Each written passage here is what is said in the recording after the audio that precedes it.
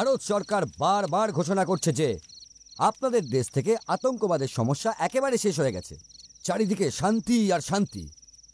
আমাদের দেশ আপনাদের রাজ্যকে স্বাধীন করার জন্য কোটি কোটি টাকা খরচা করে চলেছে, কিন্তু এখন আমার মনে হচ্ছে আপনাদের মনোবল শেষ হতে চলেছে। এরকম নয় বালুচি সাহেব, আমরা এখনো লক্ষ্যে অবিচল এবং আমাদের উৎসাহে কোনো ভাটা পড়েনি। আমরা আমাদের রাজ্যকে হিন্দুস্তান থেকে আলাদা করেই ছাড়ব। এই হিন্দুস্তানি সরকার আমাদের কি দিয়েছে? এই জমি, যাকে সবাই ভূস্বর্গ বলে। এখানে বসবাসকারী মানুষ নরকের থেকেও কদর্য জীবন যাপন করে। সত্যি কথা বলতে কি, আপনারা আপনাদেরই দেশে কৃতদাসের জীবন যাপন করছেন। না আপনাদের এই দেশ সুরক্ষিত, না আপনারা। আরে আমি তো আপনাদের ভাই, আর এর জন্য আমার কর্তব্য হলো আপনাদের সাহায্য করা। আমরা আপনাদের রাজ্যকে একটা দেশ রূপে পৃথিবীর মানচিত্রে দেখতে চাই। আপনাদের নিজস্ব সরকার হোক, নিজস্ব চিহ্নে পয়সা হোক, আর আপনাদের নিজস্ব পতাকা হোক, এইটাই আমরা দেখতে চাই। ইনশাআল্লাহ আমরাও এটা দেখতে চাই সাহেব। এর জন্য আমরা পুরোপুরি প্রস্তুত।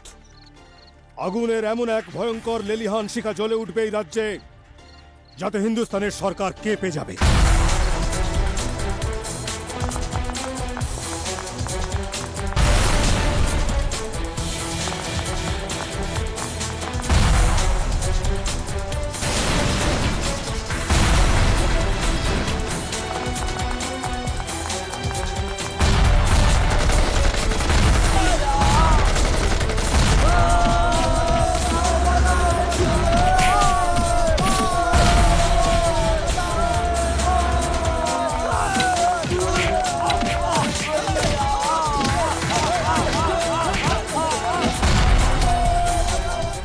এটা তো আমরা হাজারবার বলেছি, এই রাজ্য, আমাদের এই দেশ ভারতবর্ষের একটা অটুট অংশ, আর এটা আমরা আমাদের দেশ থেকে আর কোনো মতেই আলাদা হতে দেব না।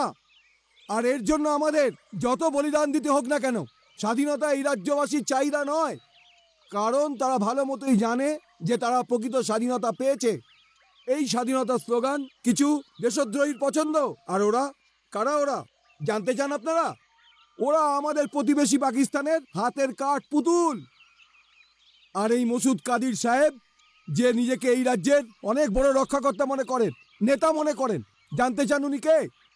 ইনি হচ্ছেন প্রতিবেশী দেশের কেনা গোলাম। একে গ্রেপ্তার করে সবার সামনে চৌরাস্তার মোড়ে ফাঁসি দিয়ে দেওয়া উচিত, কারণ এ আমাদের দেশের গদ্দার আর আমাদের শত্রুও বটে। আজ থেকে 66 বছর আগে আমাদের কিছু ভাই নিজের ঘর ছেড়ে কুপরামর্শ শুনে ওখানে গিয়েছিল। আজ ওরা ওদেশে ম্লেচ্ছ উদ্বাস্তুও বটে। আর আজ আপনারা ভারতবাসী হওয়াতে গর্ববোধ করা উচিত। এর জন্যই আমাদের ডাক্তার ইকবাল ঠিকই বলেছেন, সত্যি বলেছেন, সারে জাহাঁ সে আচ্ছা হিন্দুস্তান হামারা।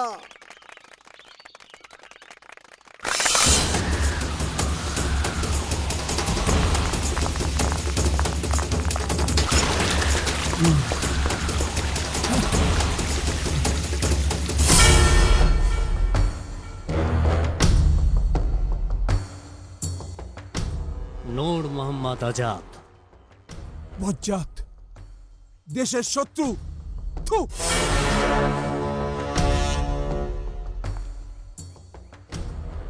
মাসুদ কাদির দেশের বিশ্বাসঘাতক। ওকে সবার সামনে ফাঁসি দিয়ে দেওয়া উচিত। এটাই বলেছিলি না তুই তোর ইন্টারভিউতে? হ্যাঁ, এটাই বলেছিলাম। তাহলে তুই কে? ভারতীয় রাজতন্ত্রের দালাল? দেশকে বেচে দেওয়ার সওদাগর? আসনের লোভী লিডার? গদ্দার আমি না, গদ্দার তুই। এই খুন খারাপির মধ্যে কোনো কিছু পাওয়ার নেই রে নূর। আমি জানি সুলতান বলছি তোকে বেইমানির রাস্তায় অনেক অনেক দূর নিয়ে গেছে, কিন্তু এখনো কিছু বিগ্রহীনি। চলে আয় আমাদের সাথে, আর একজন সত্যিকারের ভারতবাসী হয়ে বাঁচতে শেখ, আর নিজেকে আইনের কাছে সঁপে দে। আইন? থু! এই সময় তো আমি তোকে মৃত্যুর কাছে পাঠাতে চাই। স্বাধীনতার রক্ত চাই, স্বাধীনতার জন্য রক্তে স্নান করতে হয়, আর রক্ত দিতেও হয়। বিগত 4 দিনের মধ্যে ওরা অনেক বড় বড় মানুষকে গুলি করে ঝাঁঝরা করে দিয়েছে। বিভিন্ন জায়গায় বোমার বিস্ফোরণ হচ্ছে, আর সাধারণ মানুষগুলো এত আতঙ্কিত যে তারা ঘর থেকে বাইরে বেরোতে পারছে না। সব কাজকর্ম বন্ধ হয়ে গেছে। খবরের কাগজগুলোতে বড় বড় অক্ষরে লেখা হয়ে গেছে এই রাজ্যতে আইন ও শৃঙ্খলা বলে কোনো জিনিসই নেই। এখানে তো সন্ত্রাসবাদের রাজত্ব চলছে। দিল্লি থেকে আমার কাছে বারবার ফোন আসছে, আর আমি তার জবাবদিহি করতে করতে পরিশ্রান্ত হয়ে যাচ্ছি। সন্ত্রাসবাদের ঝড় আমাদের রাজ্যের শান্তি নষ্ট করেছে। যত তাড়াতাড়ি সম্ভব তা রুখতে হবে, না হলে আমাকে অবিলম্বে স্বরাষ্ট্রমন্ত্রীর পদ থেকে পদত্যাগ করতে হবে। পুলিশ তার নিজের কাজ খুব দায়িত্ব সহকারে করছে স্যার। আমরা ওদের অনেক ঠিকানায় তল্লাশিও চালিয়েছি। দুর্ভাগ্যবশত ওরা বারবার পালিয়ে গেছে। আপনারা যে করেই হোক মাসুদ কাদির আর নূর মোহাম্মদ আজাদকে অবিলম্বে গ্রেপ্তার করার ব্যবস্থা করুন। ওদের দুজনের জন্যই সন্ত্রাসবাদ এ রাজ্যে আবার মাথাচাড়া দিয়ে উঠেছে।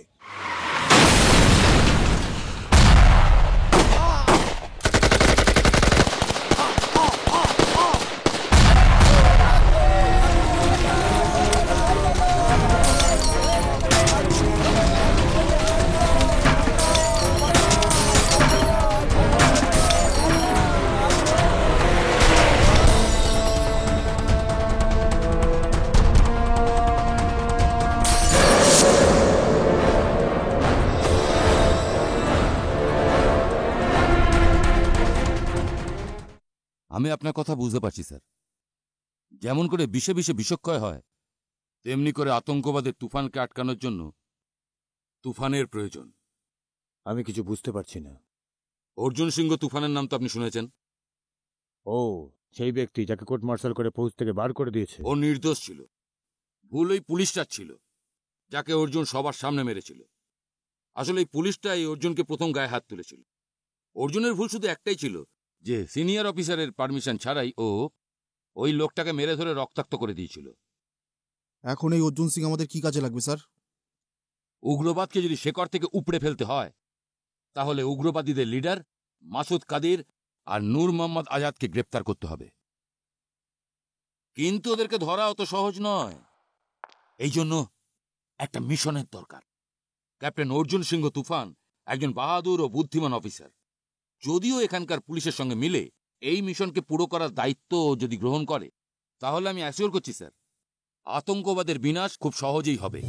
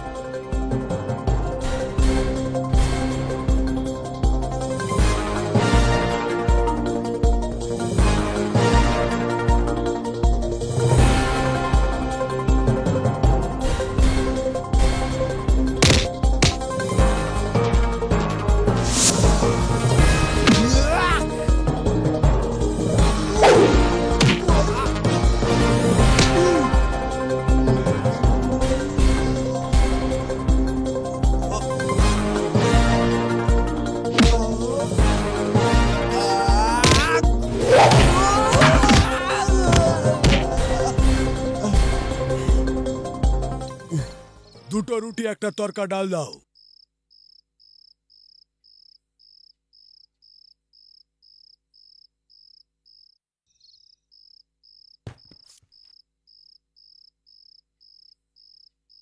Thank you very much captain Arjun Singh. আপনার জন্য এই ভয়ঙ্কর অপরাধী ধরা পড়ল। আপনি আইন ও পুলিশের যা সাহায্য করলেন তার জন্য আমি কৃতজ্ঞ।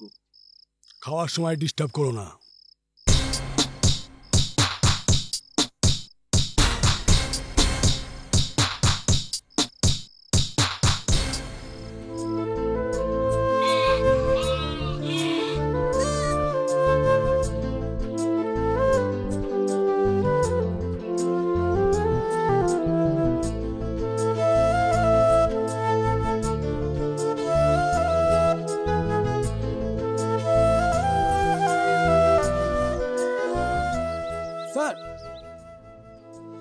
Major is call you.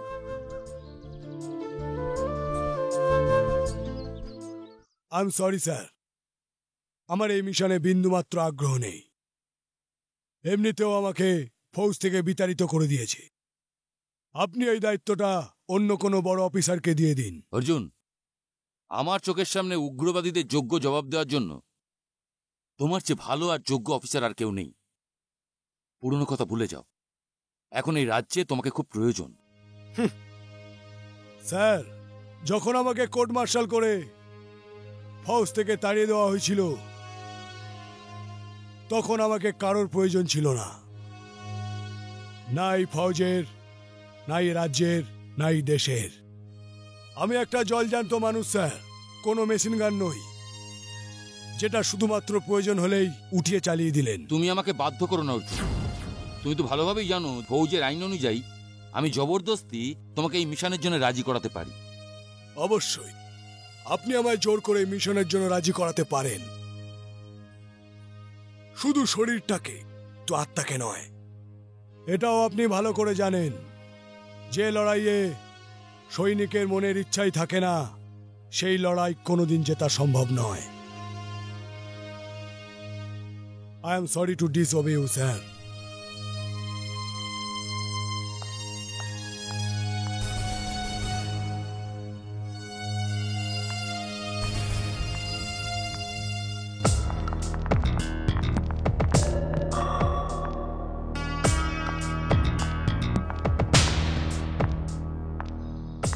Welcome colonel Gaddafi. আপনার গ্রেপ্তারির খবর শোনার পর আমি খুব বিচলিত হয়ে পড়েছিলাম, কিন্তু আমার পুরো বিশ্বাস ছিল যে আপনি হিন্দুস্তানি পুলিশের আস্তানা থেকে যে কোনো সময় পালিয়ে আসতে সক্ষম হবেন। এবার আমাদের এখানের মিশনের কাজকর্ম তুমি সামলাবে। আমি এখানের পুলিশের নজরে এসে গেছি, এবার আমার এখানে থাকা ঠিক হবে না। বর্ডারের ওই পারে যে আমাদের ট্রেনিং সেন্টারটা আছে, আমি ওখানে সেইখান থেকে গাইড করব, আর তুমি এখানে মাসুদ কাদিরের দেখাশোনা করবে, বুঝলে?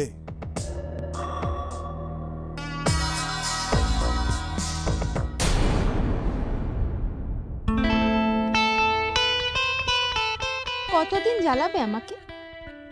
তোমার আমার প্রতি একটুও নজর নেই, কিন্তু আমিও হার মানতে রাজি নই। মানলাম তোমাকে সময় পাথর বানিয়ে দিয়েছে, কিন্তু আমিও আগুন, তোমাকে গলিয়েই ছাড়বো।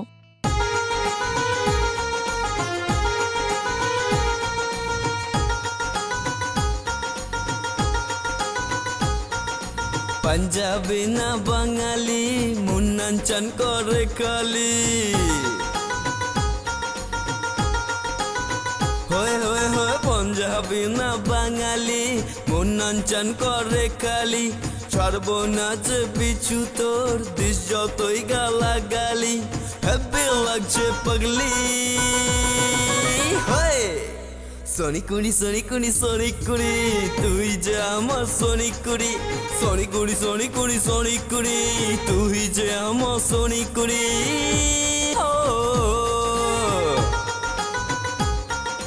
বাজে কথা বলিস না, পিছু পিছু ঘুরিস না,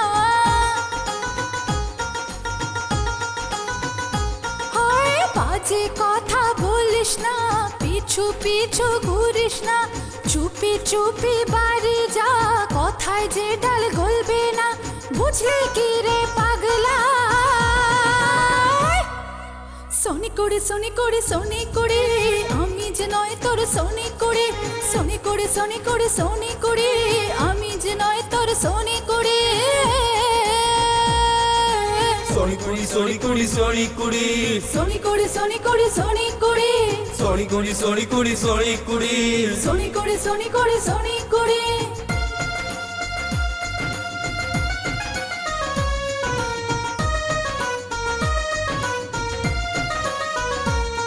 अरे चिकनी बदन हाय होय रब्बा, सेक्सी चलन हाय होय रब्बा, ভালোবাসি তোকে যে কি করি বল, তুই এখনই ডুবে মরি, পারবো না রে পাগলি।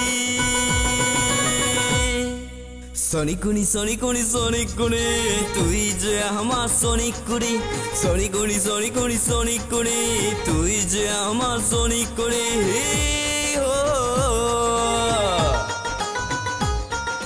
বাজে কথা বলিস না, পিছু পিছু ঘুরিস না, চুপি চুপি বাড়ি যা, কথায় যে ডাল গলবে না, বুঝলি কি রে পাগলা।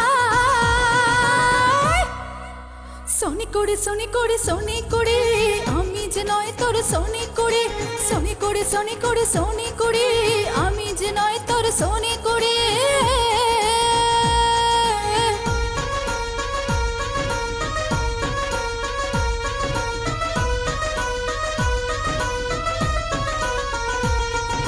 পাগল দিওয়ানা যে হায় রব্বা, কি যে করি ভেবে মরি হায় রব্বা, যা বলি পাগল যে তাই করে, হাসি যদি তখনই ভেবে মরে, পারবো না রে পাগলা। সোনি করে সোনি করে সোনি করে আমি যে নয় তোর সোনি করে, সোনি করে সোনি করে সোনি করে আমি যে নয় তোর সোনি করে।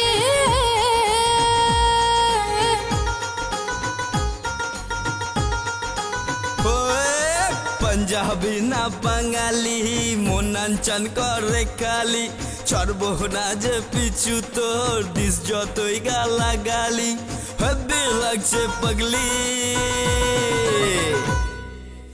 সনিকুনি সনিকুনি সনিকুনি তুই যে আমার সনিকুনি, সনিকুনি সনিকুনি সনিকুনি তুই যে আমার সনিকুনি।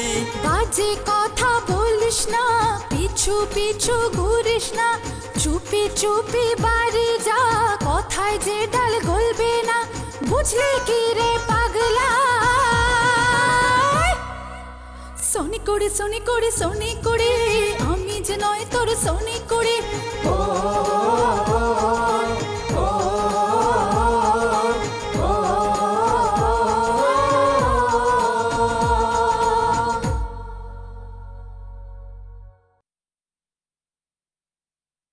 এই সময় আমি মেজর নয়, একজন সাধারণ মানুষ হিসেবে আমি তোমার কাছে এসেছি, তোমার এই ঘুমন্ত মনুষ্যত্বকে জাগানোর জন্য, তোমাকে মনে করাবার জন্য তুমি একজন আর্মি অফিসার, পরে সবার আগে তুমি একজন ভারতীয়। তোমার এই জীবন দেশের মাটির কাছে ঋণী অর্জুন। তোমার এটা ভাবা উচিত নয় যে দেশ তোমার জন্য কি করেছে, বরং তুমি এটা ভাবো তুমি এ দেশের জন্য কি করতে পারো। যদি তুমি ভাবো যে মাটি তোমার মা, তাহলে তোমাকে এই কথাটা আত্মস্থ করতে হবে অর্জুন, এই গুলি বর্ষণ আর বোমার ধামাকা আর কোথাও নয়, তোমার মায়ের বুকের ওপর আছড়ে পড়ছে। তুমি একজন বাহাদুর অফিসার অর্জুন, কিন্তু আমার পুরো বিশ্বাস আছে যদি তুমি এই দেশদ্রোহীদের বিরুদ্ধে হাতিয়ার তুলে নাও, তাহলে উগ্রবাদের এই ফসলকে গোড়া থেকে উপড়ে চিরদিনের মতো শেষ করে দিতে পারো তুমি।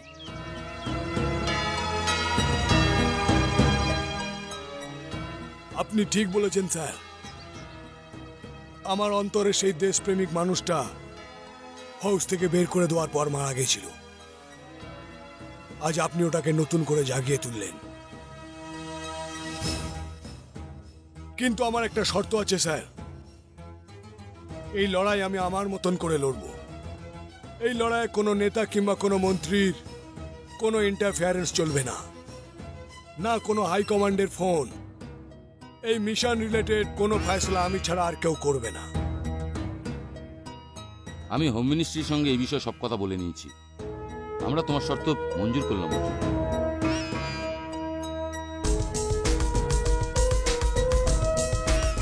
Thank you sir. Welcome sir, I am inspector Nanipal. Hello, please sit down. Major Banerjee আমাকে আপনার সহকারী হিসেবে আমাকে কাজ করতে পাঠিয়েছেন। আমার আতঙ্কবাদীদের অ্যাক্টিভিটিসের ব্যাপারে সম্পূর্ণ রিপোর্ট চাই। এ হলো বালোচি, ওপারের এজেন্ট। আমাদের দেশে এর জন্যই আতঙ্কবাদ জারি রয়েছে। আর এ হলো গুল, মোটামুটি 12টা খুনের জন্য ওয়ান্টেড। আর এ হলো আজাদ, একে আতঙ্কবাদীদের ফৌজের কমান্ডার বলা হয়। এ হলো কাদির, মসুদ কাদির। এদের সবার লিডার।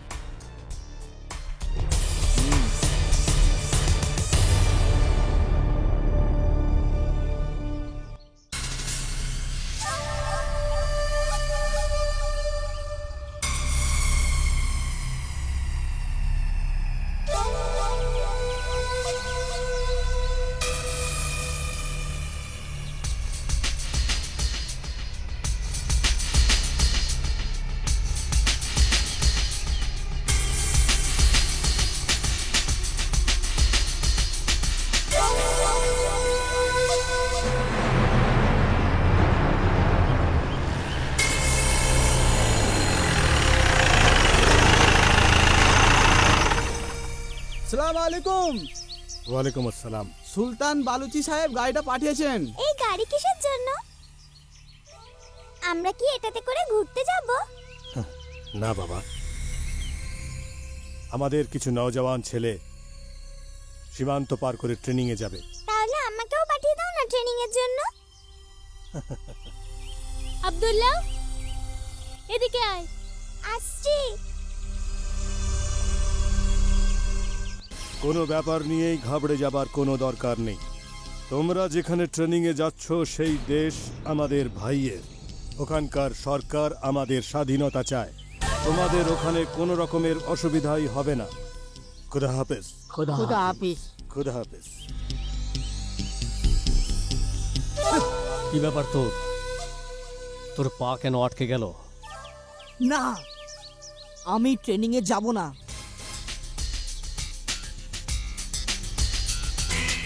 আমি জিজ্ঞেস করছি কিসের জন্য এই যুদ্ধ চালানো হচ্ছে? কি স্বাধীনতা চান আপনারা? এই দেশটা স্বাধীন, আর স্বাধীন দেশের স্বাধীন নাগরিক আমরা। তাহলে এই লড়াই কেন? তোর বয়স এখনো অনেক কম। সরকার এবং স্বাধীনতার ব্যাপার তোর মগজে এখন ঢুকবে না।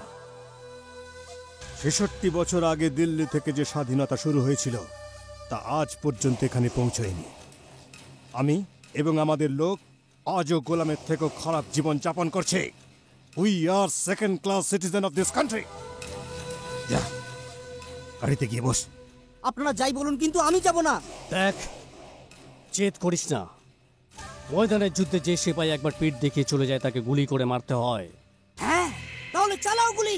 আমি তোমাদের গুলি আমার বুকের মধ্যে নিতে পারি, কিন্তু আমার দেশের সঙ্গে আমি গদ্দারি করব না। পাগলামো করিস না। না এই দেশ আমাদের, না এই দেশের মানুষগুলো আমাদের। এখানকার সরকার, এখানকার পুলিশ সবাই আমাদের শত্রু। আমাদের কোনো সাথী যখন পুলিশের গুলিতে মারা যায় তখন সেই লোকটার ভাগ্যে না জোটে কাফন না বাটি। আমার কথা শোন, এখন চলে যা। তুমি যাই বলো, কিন্তু আমি যাব না। I am not convinced. স্বাধীনতা রক্ত চায়। স্বাধীনতার জন্য রক্তে স্নান করতে হয় এবং রক্তটা দিতেও হয়।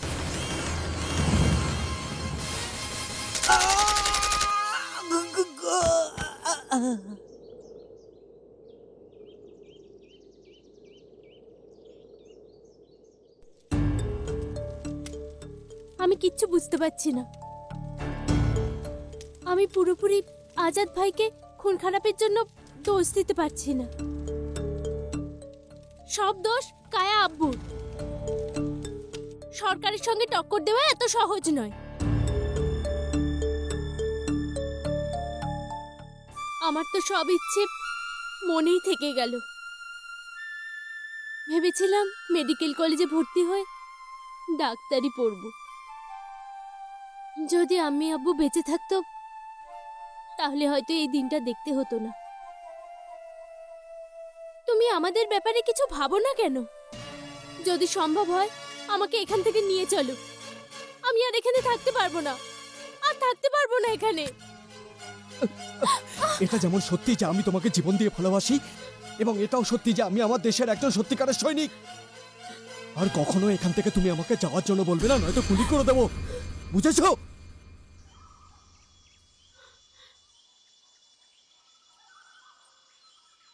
ওরা কি ভাবছে কোনো ক্যাপ্টেন তুফানার সাথে আমাদের মুভমেন্ট নষ্ট হয়ে যাবে? কখনোই না। আজাদের কাছে একটু আগে খবর এসেছে কোনো এক ক্যাপ্টেন অর্জুন সিংহ তুফান আমাদের মুভমেন্টকে থামানোর জন্য এবং আমাদের খতম করবার জন্য স্পেশাল মিশন এসেছে। কাল পর্যন্ত আমরা সরকারের নজরে বিদ্রোহের একটা ছোট্ট আগুনের ফুলকি ছিলাম। কিন্তু আজকে সেটা একটা অগ্রুৎপাতে পরিণত হয়েছে, আর তার উপর লাগাম দেওয়া কোনো অর্জুন সিংহ তুফানের পক্ষে সম্ভব নয় বাবা। একদম সঠিক কথা বলেছ। এই রকম যুদ্ধে এরকম জেদ আর সাহসের প্রয়োজন। এটাকে তোমার বুকে জ্বলন্ত আগুনের মতন রাখবে। ওই ক্যাপ্টেনের কোনো কিছু করার আগেই ওর উৎসাহ শেষ করার জন্য আমাদের এক বড় ধরনের হাঙ্গামা করতে হবে। আমি ভেবে নিয়েছি কাদির সাহেব, কালকে খবরের কাগজে প্রথম পাতায় হোম মিনিস্টারের খুনের খবর থাকবে। পরিকল্পনা তো খুবই সুন্দর, কিন্তু তুমি তো কাল আমার সঙ্গে সীমান্ত পার করে আর্মস ডেলিভারি করতে যাবে, তাহলে এটা করবে কে? এই কাজটা ভুল করবে।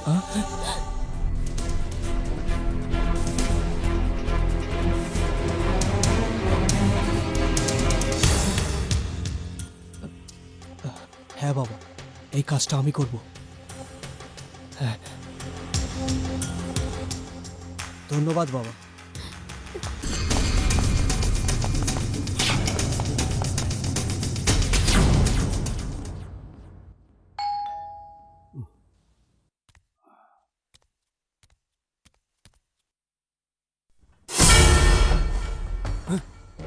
একটাও কথা বলবেন না, গুলি করে দেবো। এখন আমি যা বলছি তাই করুন। চলুন আমার সাথে।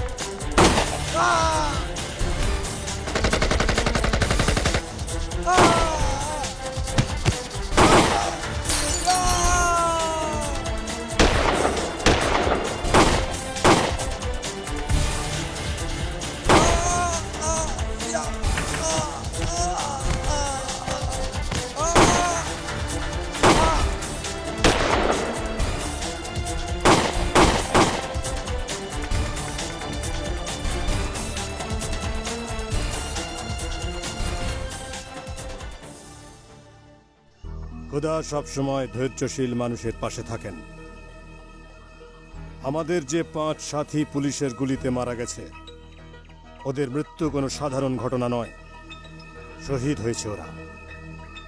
ওরা কোনো প্রশ্ন ছাড়াই সিধে জান্নাতে পৌঁছে যাবে, কেননা এই জেহাদ, হোলি ওয়ার যা আমরা করছি, যা আমাদের মাতৃভূমি এবং আমাদের পতাকার সম্মানের লড়াই। যদি আমি ওই সময় আমার বন্ধুদের সাথে মারা যেতাম, কিন্তু আমি ওখান থেকে চোরের মতো পালিয়ে এসেছি বাবা। আমি নিজেকে কোনোদিনই ক্ষমা করব না বাবা। না গুল, একজন সৈনিকের চোখের মধ্যে আমি জল না, হিংসা দেখতে চাই। আজ থেকে আমাদের হিট লিস্টে অর্জুন সিং তুফানের নামটা সবার উপরে হবে। দাঙ্গায় যারা মারা গেছেন তাদের মৃত্যুতে আমি খুশি নই, বরং দুঃখী। কারণ তারাও ভারতবাসীই ছিল, আমাদের ভাই ছিল। আমাদের লক্ষ্য তাদের মারা নয়, বরং তাদের গ্রেপ্তার করে বোঝানো যে ওদের লড়াইটা ভিত্তিহীন। দে আর জাস্ট ফাইটিং এ বেসলেস ম্যাটার। ক্যাপ্টেন অর্জুন, এটা আপনিও জানেন আতঙ্কবাদী শিকড় আমাদের সীমান্তের এপারে নয়, সীমান্তের ওপারে। So don't you think it's rather difficult to eradicate terrorism from the root? No, I don't think so. বরঞ্চ আমি বলতে চাইছি যে খুব তাড়াতাড়ি এই রাজ্য থেকে আতঙ্কবাদ শেষ করে দেব। আর রইল এই পাকিস্তানের ব্যাপারটা, আগের দুটো লড়াইতে তো আমরা ওদের দেখিয়েই দিয়েছি যে আমরা যখনই চাইব ওদের সাথে হোলি খেলতে পারি।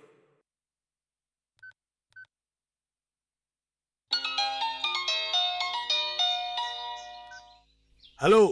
হাই অর্জুন, আমি Sonia. Hi, how are you? I am proud of you. এখন তো তোমাকে দুটো জায়গাতেই দেখা যায়, নিউজ পেপারের ফ্রন্ট পেজে, না হলে টিভিতে। আমি কিছুক্ষণ আগে তোমার ইন্টারভিউ টিভিতে দেখলাম। কংগ্রাচুলেশন সুইটহার্ট, 5 জন উগ্রপন্থীকে মেরে তুমি তোমার সফলতার পতাকা উড়িয়েই দিয়েছো। তুমি কোথায়? মাথাটা নাবিয়ে নিজের মনের মধ্যে উঁকি মেরে দেখো, দেখতে পেয়ে যাবে। কি ব্যাপার, খুব রোমান্টিক মুডে আছো। তোমাকে টিভিতে দেখে আমি এত খুশি হয়েছি, যদি তুমি আমার সামনে থাকতে তাহলে আমি তোমাকে জড়িয়ে ধরতাম। ঠিক আছে, আর বোর করো না, সন্ধ্যাবেলা দেখা হচ্ছে।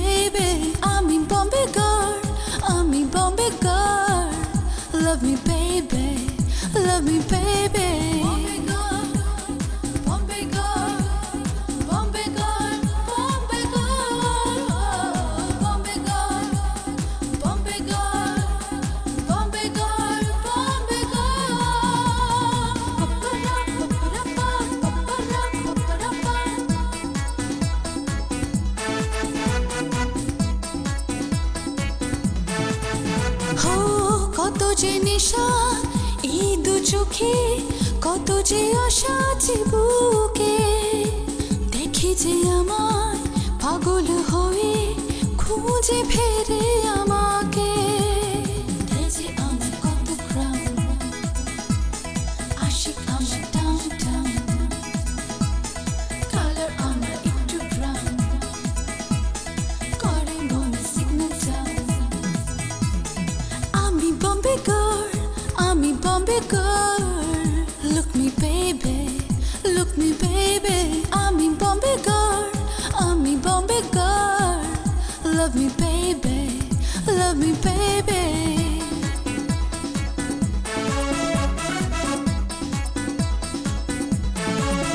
Ho jai jekhane hangama kori, emoni amar jawani, monete shudhu bhabar asha, মুখেতে আমার কাহানি। আমার জন্য আমার জাদু হয়ে যায় সবাই বেকাবু, চ্যালেঞ্জ না বাবু, হয়ে যাবে নিচে কাবু। আমি বম্বে গার্ল, আমি Bombay girl, look me baby, look me baby, আমি বম্বে গার্ল, আমি Bombay girl, love me baby, love me baby.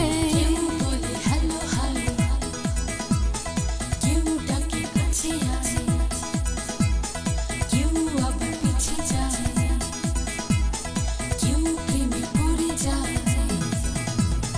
Bombay girl, Bombay girl, Bombay girl, Bombay girl, Bombay girl, Bombay girl, Bombay girl, Bombay girl.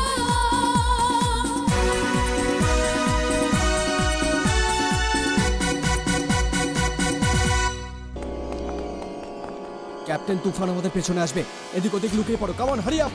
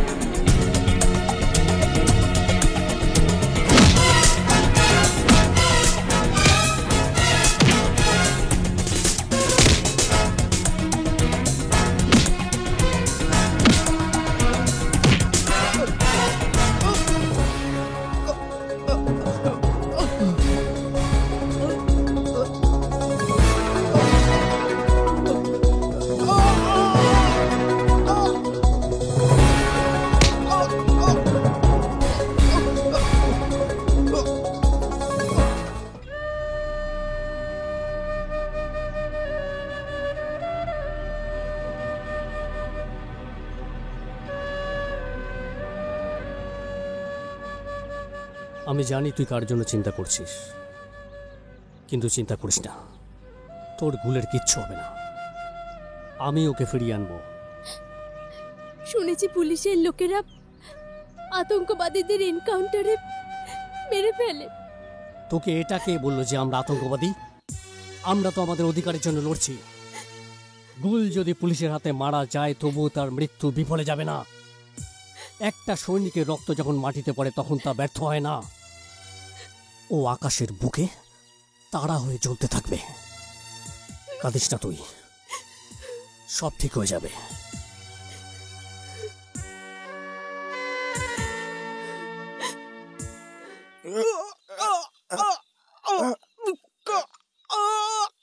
ছাড় এটাকে। Sir, সাইনাট কি আত্মহত্যা করার চেষ্টা করছিল? তুমি যেসব লোকের জন্য তোমার জীবন দিতে চাইছিলে তাদের নজরে তোমার জীবনের কোনো মূল্য নেই। বর্ডারের ওপারের লোকেরা কাদিরকে বন্দুকের মতন ব্যবহার করছে, আর কাদির তোমাদের মতন যুবকদের বন্দুকের গুলির মতো।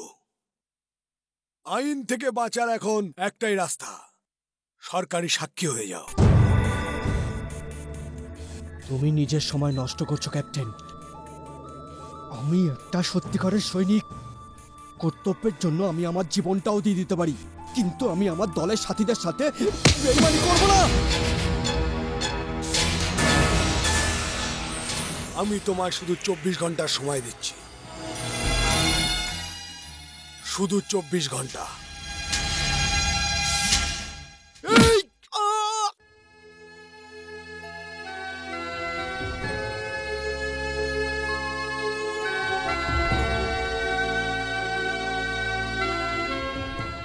কি সিদ্ধান্ত নিলে তুমি?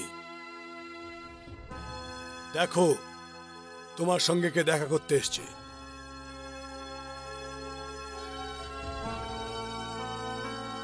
আমি? আমাকে মা বলবার অধিকার তো নেই। আমি তো শুধু 9 মাস গর্ভে রেখে তোকে জন্ম দিয়েছিলাম, কিন্তু যে ভারত মা তোকে 21 বছর বুকে ধরে আগলে রাখলো, আরে তুই ওরই হতে পারলি না, তাহলে আমার জন্য তোর মনের মধ্যে কি জায়গা থাকবে? আমি তোকে কোনো উপদেশ দিতে আসিনি, শুধু শেষবারের মতো আমার ছেলের মরা মুখটা দেখতে এসেছি। এমন কথা বলুন আমি। একদম ঠিক বলেছেন মা, এটা আমাদের দেশের সৌভাগ্য। আমাদের দেশের কোনো মা তার নিজের ছেলেকে বেঈমান রূপে দেখতে পছন্দ করেন না। তুমি মা আর আমাদের দেশ দুজনকে অসম্মান করেছ। একটা কথা মনে রেখো গুল, যে মা তার সন্তানকে মন থেকে দূরে সরিয়ে দেয় না, তার কোনো জায়গায় ঠাঁই নেই, না এই পৃথিবীতে না উপরের দুনিয়ায়। এখনো কিচ্ছু নষ্ট হয়নি, এখনো কিচ্ছু নষ্ট হয়নি গুল। বাবা, এটাতেই তোর মঙ্গল। ক্যাপ্টেন সাহেব আমাকে কথা দিয়েছেন, ইনি তোকে ছেড়ে দেবেন। আম্মি, আমাকে ক্ষমা করে দাও, আমাকে ক্ষমা করে দাও। ঠিক আছে ক্যাপ্টেন, আমি সবকিছু বলে দেবো, সবকিছু বলে দেবো আমি। হ্যাঁ। হ্যালো, নূর মোহাম্মদ আজাদ, আমাদের লড়াই তোমার সঙ্গে নয়, তোমার সরকারের সঙ্গে। যদি বাঁচতে চাও তো 24 ঘন্টার মধ্যে গুলকে ছেড়ে দাও, না হলে কুকুরের মতন মারা যাবে। তুমি একটা ফৌজিকে ধমক দিচ্ছ আজাদ, তাও আবার পাগল ফৌজিকে। আজাদ, আমি তোমার সঙ্গে কোনো কথা বলতে চাই না। যদি গুলকে না ছাড়ো তাহলে দেশের বুকে শহীদ হবার জন্য প্রস্তুত থেকো। আমি তোমার সাথে দেখা করে কিছু কথা বলতে চাই। কথা বলতে চাও না, আমার বুকটা তোমার গুলিতে ঝাঁঝরা করে দিতে চাও। আমি তোমাদের চাল ভালো মতনই জানি তুফান, আমি তোমার সঙ্গে দেখা করতে চাই না, বুঝলে? তুমি আমাকে চিনতে ভুল করছো আজাদ। হিংসার উপর ভিত্তি করে আজ পর্যন্ত কোনো সমস্যার সমাধান হয়নি। আমি কোনো ফৌজি নয়, একজন নাগরিক হিসাবেই তোমার সঙ্গে দেখা করতে চাই। আমি তোমাকে কথা দিচ্ছি, আমি একা আসবো এবং খালি হাতেই আসবো। ঠিক আছে, কিন্তু একটা কথা মনে রেখো, যদি বেশি চালাকি করার চেষ্টা করো তবে তার পরিণাম এত ভয়াবহ হবে যে তুমি কল্পনাই করতে পারবে না। দেখা করার জায়গা এবং সময় আমি তোমাকে বলবো।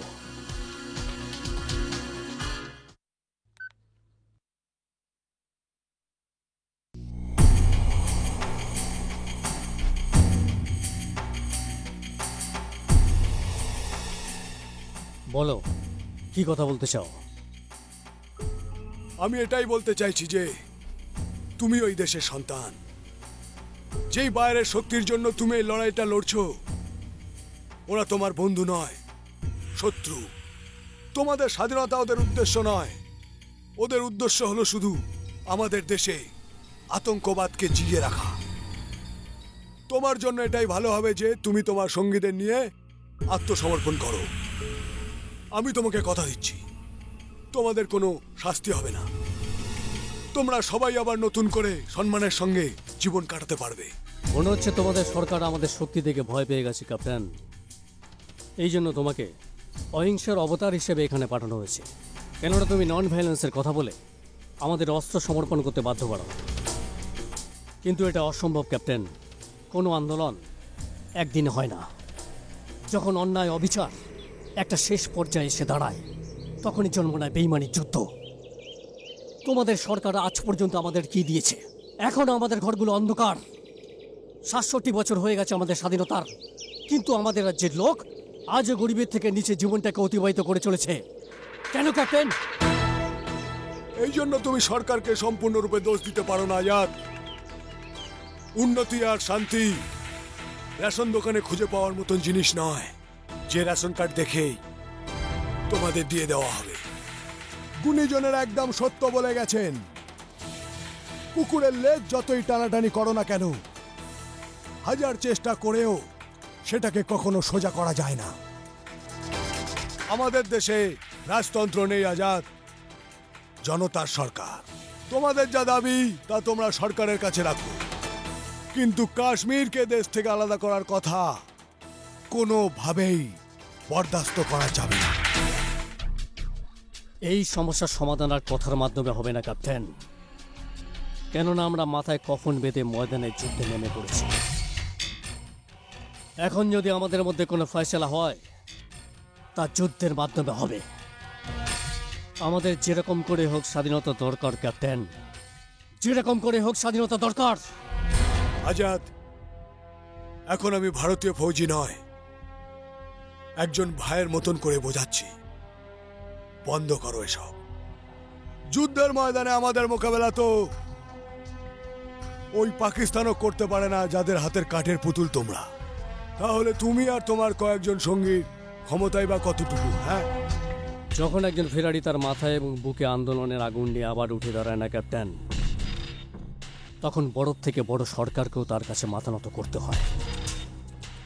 তোমাদের সরকারও নিচ্ছু হবে, আর দেশের যে অংশ যেটা আমাদের, সেটা তোমাদের আমাদের অধিকারে তুলে দিতেই হবে।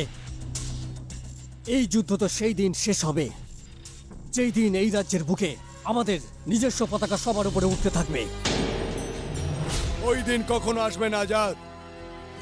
যদি তোমরা কোনো ঝান্ডা বানিয়েও থাকো, ওটাকে কফন মনে করে যত্নে রেখো। আর গিয়ে ওদেরকেও বলে দাও যারা তোমার পিছনে আছে যে ভারতের মাটিতে তিরঙ্গা ছাড়া অন্য কোনো ঝান্ডা কোনোদিনও উড়বে না। আরেকটা কথা কান খুলে শুনে রাখো, শহীদের রক্ত দিয়ে বানানো এই তিরঙ্গা ভারত মায়ের শান্তির আঁচল। এর ছত্র ছায়া থাকবে তো বেঁচে থাকবে, নাহলে এমন ভাবে নিশ্চিহ্ন হয়ে যাবে যে তোমাদের কোনো অস্তিত্বই থাকবে না এই পৃথিবীর বুকে।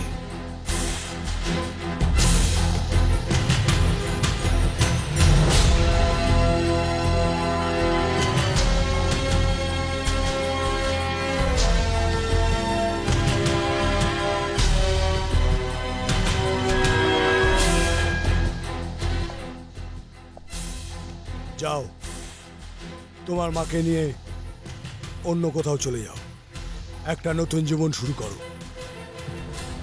স্যার, আমি তোমার প্রতি কোনো করুণা করিনি। থ্যাঙ্কস।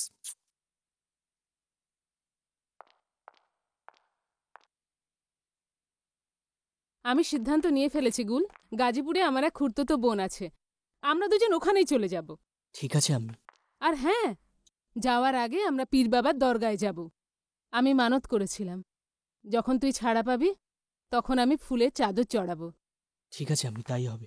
আল্লাহ তুমি দয়ার সাগর রহমানুর রহিম, তোমার দয়ায় পূর্ণ আমার সারা নিশিদিন।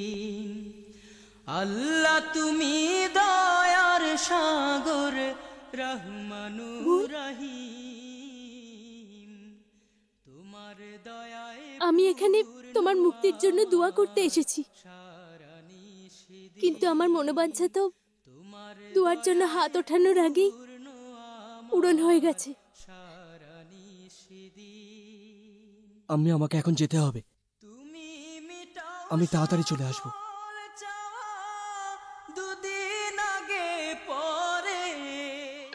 আজাদের সম্পূর্ণ বিশ্বাস ছিল যে তুমি মরে গেলেও তোমার মুখ তুমি কিছুতেই খুলবে না। তাও আমাদের আগের এলাকায় হানা দেওয়া হয়েছিল। এটা তো ভালো হয়েছে গুল যে আমরা সঠিক সময় সেখান থেকে বেরিয়ে এসেছিলাম, না হলে মারা যেতাম। গুল, একটা কথা বলো তো, তুমি ওখান থেকে পালালে? পুলিশের লোকজনদের মেরে পালিয়েছে আজাদ ভাই, যদি না পালাতাম তো ওরা আমাকে মেরে দিত। You are done a good job. Police বাহিনীকে মেরে পালানো কি অত সোজা কাজ? আমাদের এই মুভমেন্টের জন্য তোর মতো সাহসী ছেলের খুবই দরকার। খুবই ক্লান্ত দেখাচ্ছে, বিশ্রাম কর। আজাদ,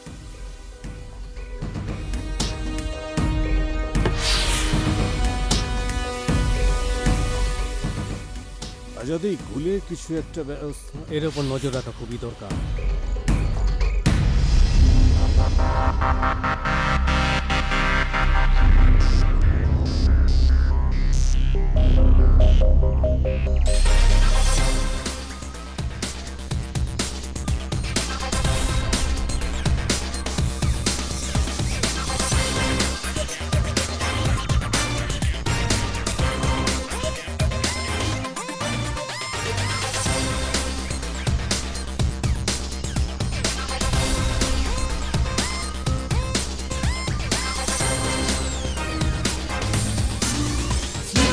তাসলিম, এদিকে আসো,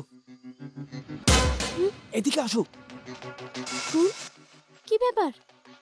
তাসলিম, আমি বাবা আর আজাদ ভাইয়ের কাছে মিথ্যা কথা বলেছি যে পুলিশের লোকজনদের মেরে আমি পালিয়ে এসেছি, কিন্তু আসলে ক্যাপ্টেন অর্জুন সিংহর মতো ভালো মানুষের জন্যই আমি এখানে আসতে পেরেছি। হে আল্লাহ! তাসলিম, পুলিশ অত নিষ্ঠুর নয় যেটা আমাকে বলা হয়েছিল, কিন্তু আমার চোখ খুলে গেছে। চলো এখান থেকে পালাতে হবে তাসলিম, চলো পালাতে হবে, চলো। ওই দেখো পালাচ্ছে, চলো।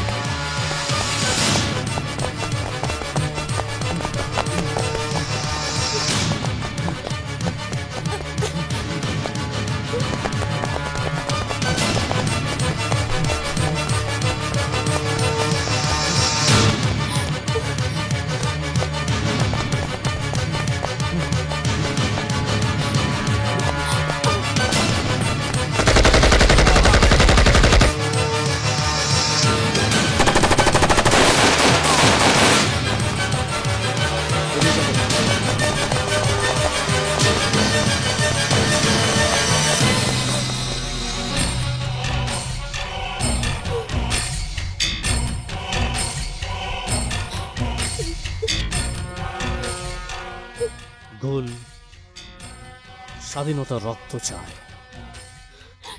স্বাধীনতার জন্য রক্তে স্নান করতে হয়, রক্ত দিতেও হয়।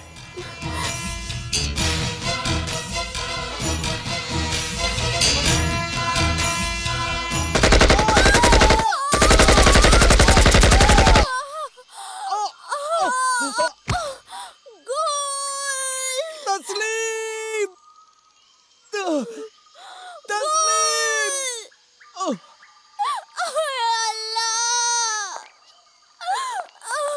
ননি বল, ওকে তাড়াতাড়ি হাসপাতালে নিয়ে যাও।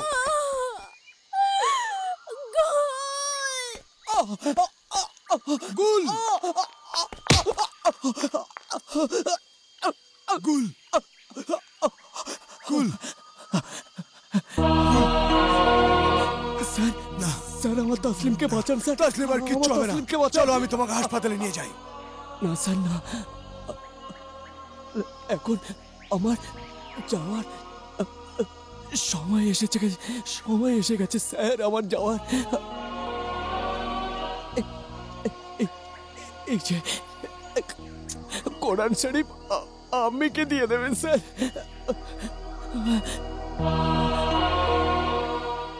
আপনি তো আমাকে মাফ করে দিয়েছেন স্যার, কিন্তু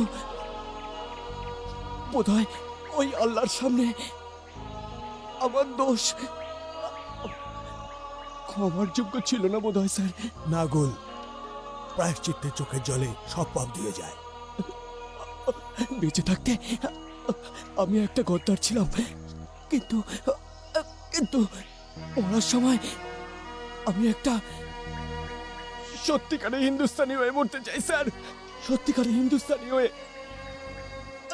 জয় হিন্দ।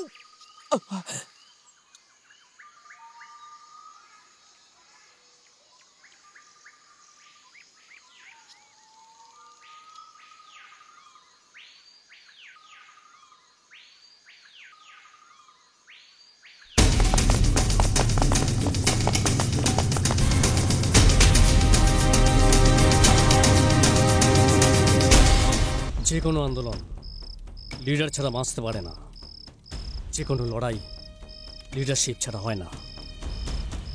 এখন আমাদের সবচেয়ে বড় কাজ হলো মাসুদ কাদির সাহেবকে জেল থেকে ছাড়ানো। এর জন্য আমরা ভেবে নিয়েছি কালকে শহরে বিভিন্ন জায়গায় বোমের ধামাকা করতে হবে, আর শহরের বিভিন্ন জায়গায় গুলির বৃষ্টি করে শহরে অরাজকতা সৃষ্টি করবে, যাতে সরকার নিরুপায় হয়ে কাদির সাহেবকে ছেড়ে দিতে বাধ্য হয়। আজাদ, এই সময় তোমার নেওয়া যে কোনো পদক্ষেপ তোমার জন্য বিপজ্জনক হতে পারে। মাসুদ কাদির কোনো মামুলি লিডার নয়। ওকে গ্রেপ্তার করার পর পুলিশ কিন্তু চোখ বন্ধ করে শুয়ে থাকবে না, বরঞ্চ তোমার প্রত্যেকটা হামলার যোগ্য জবাব দেওয়ার জন্য তৈরি থাকবে। যুদ্ধ শক্তি আর আবেগ দিয়ে হয় না, বুদ্ধি দিয়ে লড়তে হয়। আমরা মাসুদ কাদিরকে ছাড়াবো, আর তার জন্য সঠিক সময় আর সঠিক সুযোগের অপেক্ষা করতে হবে আমাদের। ক্যাপ্টেন সাহেব এখনো আসেননি? আপনি চিন্তা করবেন না মাসিমা, ও এক্ষুনি এসে যাবে। কতক্ষণ অপেক্ষা করতে হবে? আপনি একদম চিন্তা করবেন না, ও এক্ষুনি এসে যাবে। মাসিমা।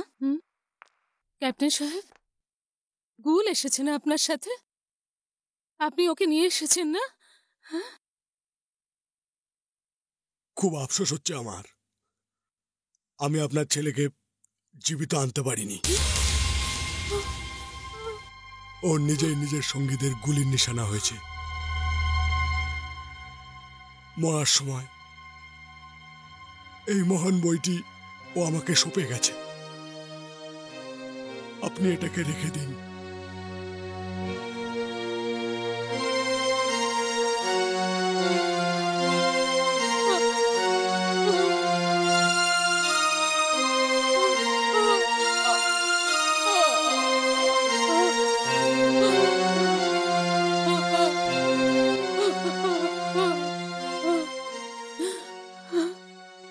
তুমি একজন হিন্দু হয়ে এই বইটা এত যত্ন করে আমার কাছে দিতে এসেছো, আর ওই লোকেরা যারা নিজেদেরকে সাচ্চা মুসলমান বলে, আর ওদের নজরে এই বইয়ের কোনো মূল্য নেই। যাদের গুলিতে শুধুমাত্র আমার ছেলের বুকে আজরা হয়নি, বরং আল্লাহর এই মূল্যবান বইটি, এই কোরআন শরীফের পাতাগুলো জখম হয়েছে।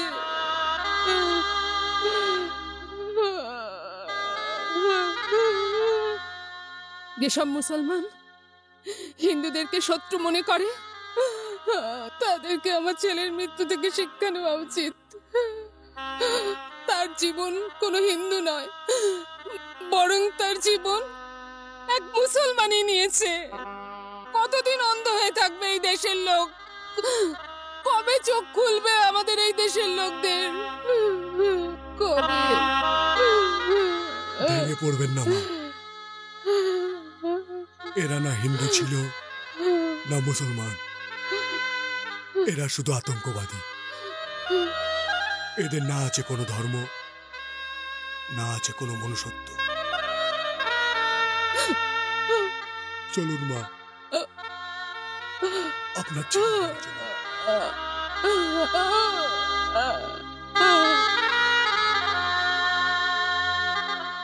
ইমাম সাহেব, এই টাকাগুলো রাখুন গুলির অন্তিম সৎকারের জন্য। একজন দেশদ্রোহীর অন্তিম সৎকারের জন্য আপনি টাকা দিয়ে ঠিক করছেন না স্যার। না জানি কত নিরীহ লোককে মৃত্যুর মুখে ঠেলে দিয়েছে। ওর লাশটাকে তো জঙ্গলে ফেলে দেওয়া উচিত ছিল, যাতে জঙ্গলি জানোয়াররা ওকে চিড়ে পুড়ে খেতে পারত। আমি জানতাম না ননিপাল যে তোমার ভেতর এত বড় শয়তান লুকিয়ে আছে। তোমার ভাবনা এত নিচু মানের আর বিচার এত বিষাক্ত যে তোমাকে মানুষ বললে মনুষ্যত্বের অপমান করা হয়। তুমি তো জানোই আমাদের দেশের নিয়ম আছে যে শত্রু যদি ঘরে আসে তাকে বুকে টেনে নিতে হয়। গুল তো ভারত মায়ের সন্তান ছিল। ও যে মাটিতে জন্ম নিয়েছিল আমরাও সেই মাটিতে জন্মেছি। গুল পর নয়,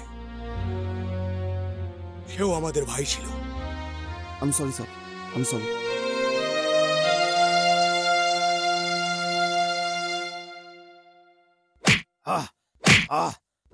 হ্যাঁ ইন্সপেক্টর,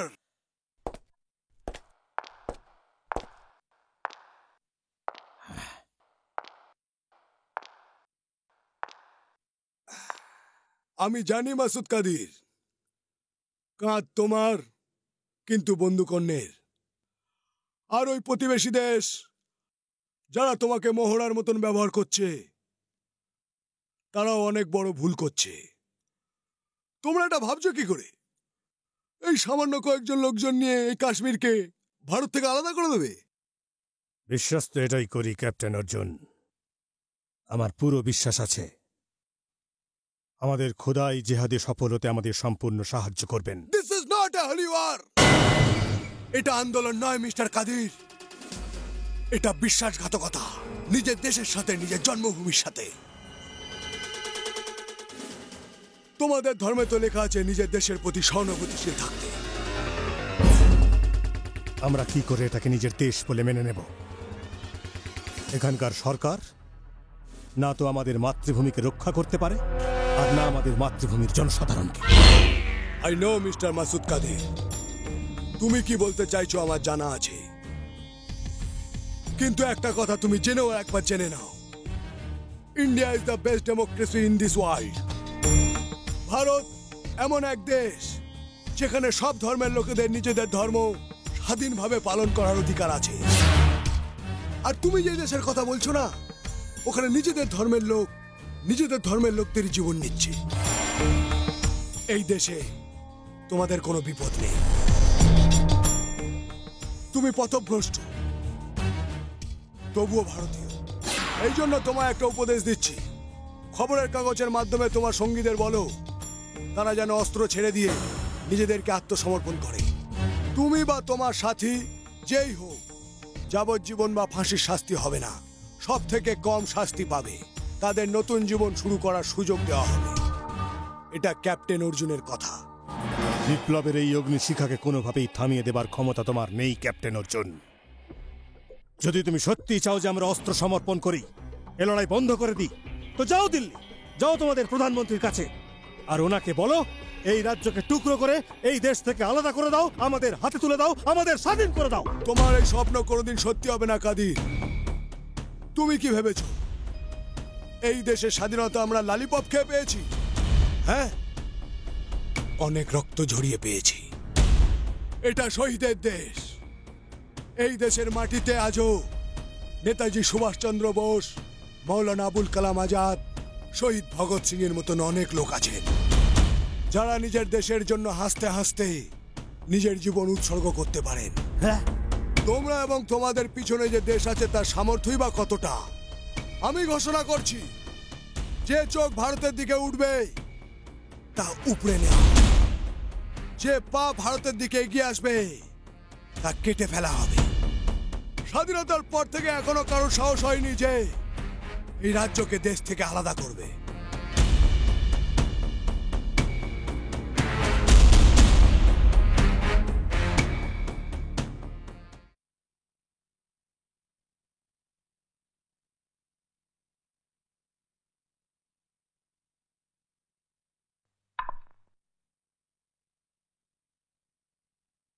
নমস্কার মা। আদাব। মা, এটা আপনারই আমানত, আজ থেকে আপনার সঙ্গেই থাকবে। আমি জানি আপনার মনে যে আঘাত লেগেছে তা হয়তো সারা জীবনেও মিটবে না, তবু আপনাকে বাঁচতে হবে মা, এই মেয়েটির জন্য বাঁচতে হবে।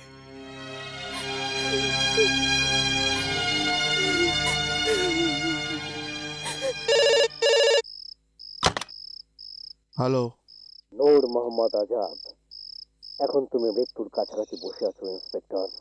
আর কয়েক মুহূর্তের মধ্যেই তোমার পুলিশ স্টেশন ধামাকার মতন উড়ে যাবে। হ্যালো, কে বলছেন আপনি? হ্যালো,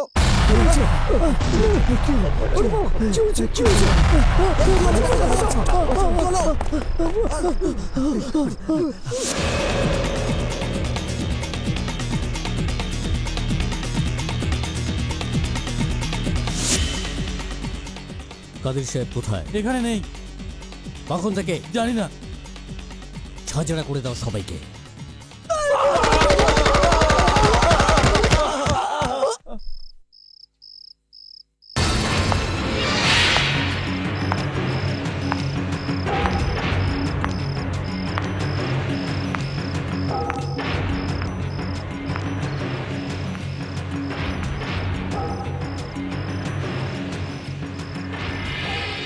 ক্যাপ্টেন তুফান, তুমি কয়েদিদের লাশ দেখে নিশ্চয়ই বুঝতে পারছো যে আমরা কি করতে পারি।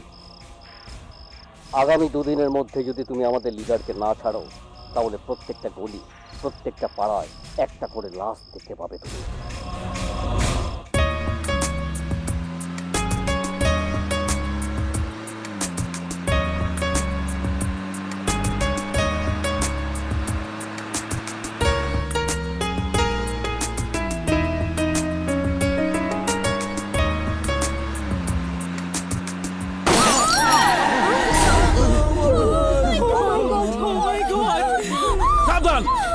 কেউ চালাকি করে চেষ্টা করলে গুলি করে উড়িয়ে দেবো।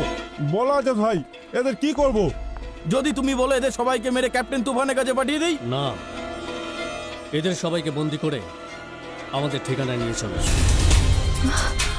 আপনারা কোথায় নিয়ে যাচ্ছেন? চল। কোথায় যাচ্ছি আমরা? আরে চল রে। বলুন না কোথায় নিয়ে যাচ্ছেন? জলদি হাট। যাচ্ছি, ঠিক আছে যাচ্ছি তো। আচ্ছা জলদি হাট। কোথায় যাচ্ছি আমরা? চল হাট। বলুন না কোথায় যাচ্ছি? এই বাবা, আমার কাছে।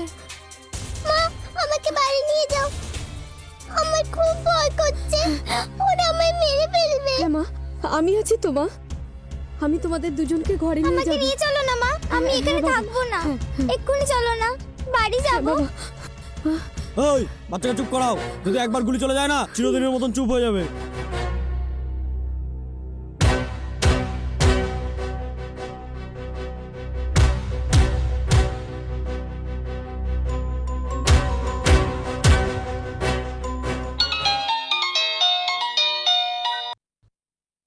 হ্যালো, ভিডিও ক্যাসেটটা তো তুমি দেখেই নিয়েছো তুফান। তোমরা যা খুশি করো আজাদ, কোনোভাবেই আমি মাসুদ কাদিরকে ছাড়বো না। তোমাকে মাত্র আমি 2 দিন সময় দিচ্ছি, যদি ওকে ছাড়া না হয় তাহলে পরের 2 দিন আমাদের মধ্যে আর কোনো কথা হবে না, মৃত্যুর খেলা আরম্ভ হয়ে যাবে। আগামী 20 দিনে প্রত্যেক দিনে একটা করে লাশ দেখতে পাবে। আজব ব্যাপার, তোমাদের কাছে ভালোবাসার কথার কোনো মানেই হয় না, ওই জন্য আমাদের ভালোবাসাকে আমাদের কমজোরি মনে করছো। নূর মোহাম্মদ আজাদ, তোমরা আমাদের দেশের ক্ষমতা সম্বন্ধে কিছুই জানো না। বারবার তোমাদের এই ধমক শুনে আমি মাঝে মাঝে চিন্তায় পড়ে যাই। যদি আমি পাগল ফৌজি না হয়ে এই দেশের প্রধানমন্ত্রী হতাম। তুমি দুদিনের কথা বলছো, আমি প্রতিজ্ঞা করছি যে 24 ঘন্টার মধ্যে এই খণ্ড ভারতকে আবার নতুন করে অখণ্ড ভারত বানিয়ে দিতাম। চলো। ননিপাল। Yes sir. কার্গিলের পাশের জঙ্গলে আমাদের সৈনিকের জাল বিছিয়ে দাও। Okay sir. ওই এলাকা বর্ডারের খুব কাছাকাছি। আমার বিশ্বাস যে কোনো না কোনো সংকেত আমরা পাবো। You are right sir. এই তোমরা আমাদের সঙ্গে চলো। দেখো অর্জুন, এখন আর জেদ করে কোনো লাভ নেই। এখন যদি আমরা ওই 20 জনের জীবন বাঁচাতে না পারি তাহলে সারা রাজ্যে সমালোচনা হবে। আমি জানি স্যার, যদি মাসুদ কাদিরকে ছেড়ে দেওয়া হয় তাহলে ওদের সাহস আরো বেড়ে যাবে। তাহলে তুমি কি চাইছো? ওই মাসুদ কাদিরকে পুলিশ কাস্টডিতে রেখে ওই বাস যাত্রীদের মৃত্যুর মুখে ঠেলে দেবো?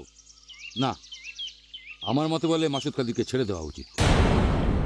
কারণ এমন তো নয় ওই যাত্রীর মধ্যে আপনারও মেয়ে আছে, তাই আপনি এমন পরামর্শ দিচ্ছেন। আপনি চিন্তা করবেন না স্যার, সুনিতা আমারও কেউ হয়। মাসুদ কাদিরকে না ছেড়ে আমি সবাইকে বাঁচিয়ে আনবো। দেখো, তোমাদের ঝগড়া সরকারের সাথে, তাতে আমরা দোষ করলাম কি? তুমি আমাদের কেন বন্দি করে রেখেছো? আমাদের যেতে দাও। যতক্ষণ না পুলিশ কাদির সাহেবকে ছেড়ে দিচ্ছেন এখান থেকে কেউ যাবে না। নিজেদের দাবি পূরণ করার জন্য কিছু বাচ্চা আর বয়স্কদের বন্দি বানানো, এটা কোনো পুরুষালী কাজ নয়। যদি সত্যি পুরুষ হও তাহলে যাও, নিজের শক্তিতে নিজের লিডারকে ছাড়িয়ে আনো। এই পুরুষালী শিক্ষার অধ্যায় তুই পুলিশকে গিয়ে শেখা। যারা আমাদের 5 জনকে ধরতে 50 জনকে পাঠায়, কাপুর সামনাটা কাপুর সোরা। আরেকটা কথা কান খুলে শুনে রাখো, কেউ এখান থেকে যাবে না। যদি পুলিশ কাদির সাহেবকে না রেহাই দেন তাহলে এখান থেকে তোমাদের লাশ যাবে। তো মেরে ফেলো আমাদের সবাইকে, পাঠিয়ে দাও আমাদের লাশ। তুমি মানুষ নও, একটা পশু। জঙ্গলে থেকে তুমিও জঙ্গলি হয়ে গেছো। এরপরে আর একটা কথা বললে তোমার খুপড়ি উড়িয়ে দেবো। কি জানো তুমি এর ব্যাপারে? কি জানো? উগ্রপন্থী মায়ের পেট থেকে জন্ম নেয় না।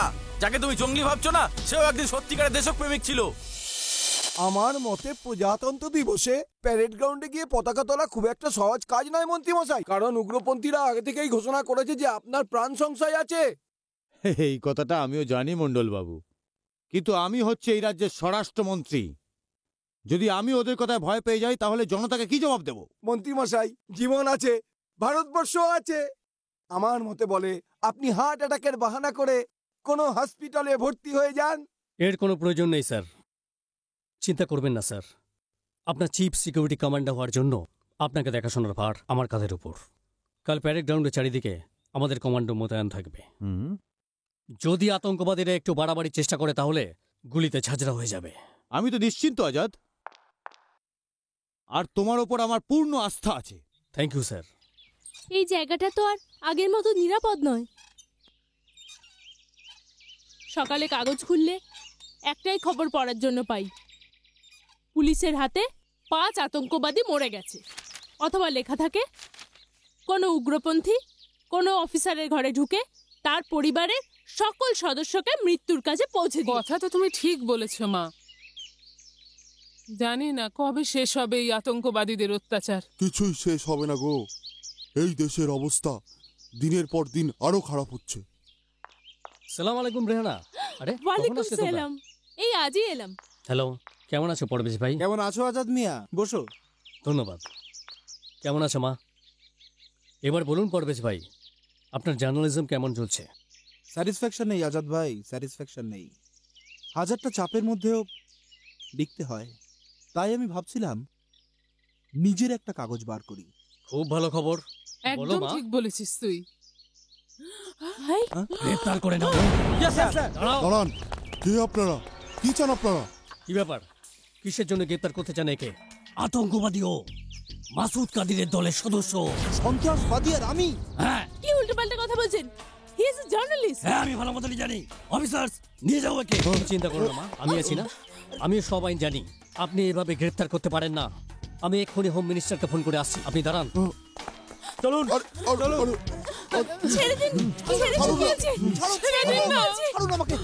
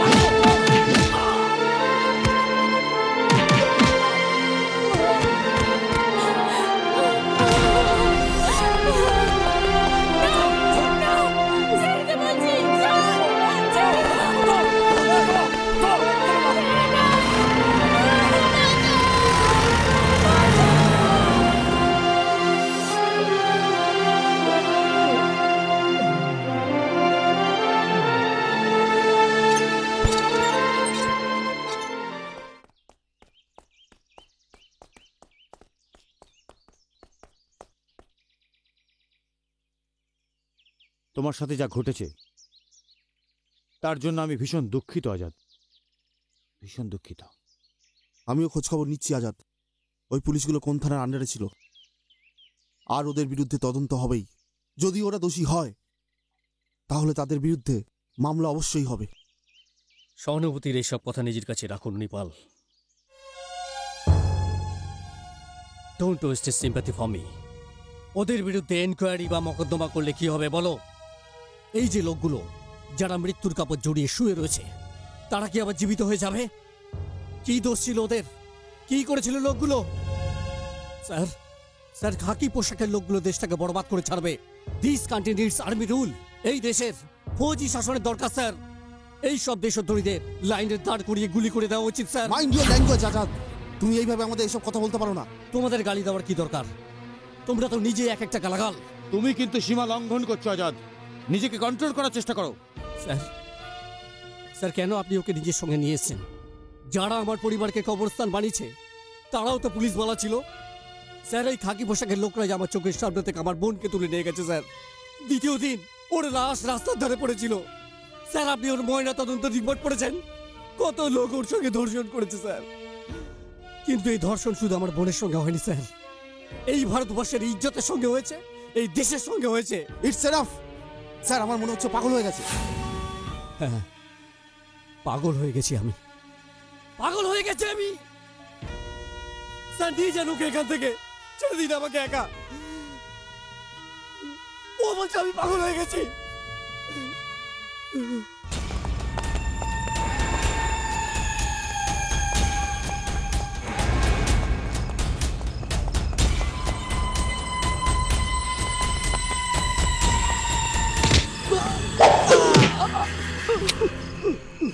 বল তুই কে? কে পাঠিয়েছে তোকে?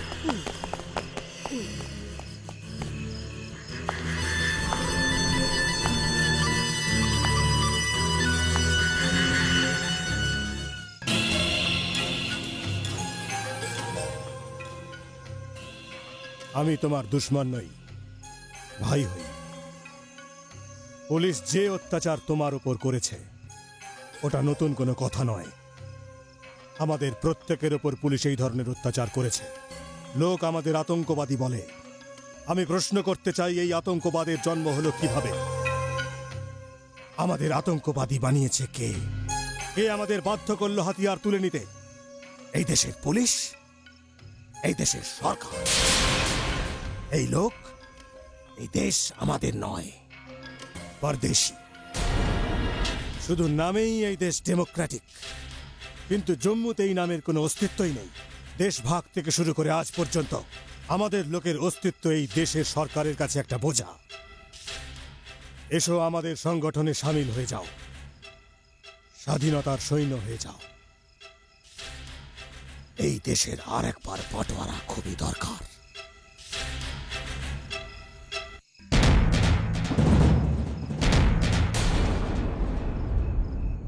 পুলিশের অত্যাচার জন্ম দিয়েছে নূর মোহাম্মদ আজাদকে।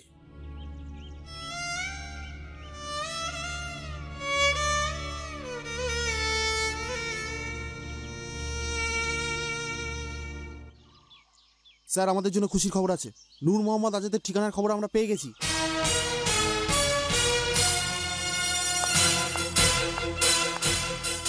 আহা, মেয়ে তো নয়, যেন আগুনের গোলা। বাহ, কি সুন্দর পরিবেশ, কি সুন্দর আবহাওয়া। এই মেয়ে, নাচ দেখা না। তুমি কি আমাকে বাজারে নাচনে বালি বাইজি পেয়েছো? নাচবো না, কখনোই নাচবো না। কি বললি, নাচবি না? নাচবো না। নাচ। নাচবো না, নাচবো না। তোকে নাচতেই হবে। তুই যদি এখানে না নাচিস তাহলে মৃত্যু নাচ করবে। না না, দাঁড়াও।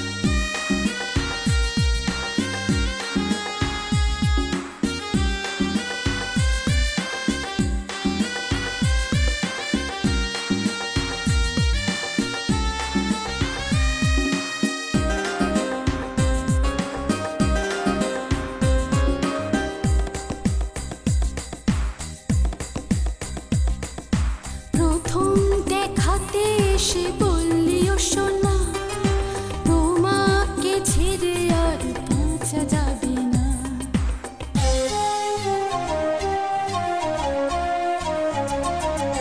দু চোখে স্বপ্ন শুধু গেছে উড়ে, যতই যাই কাছে তবু লাগে যে দূরে।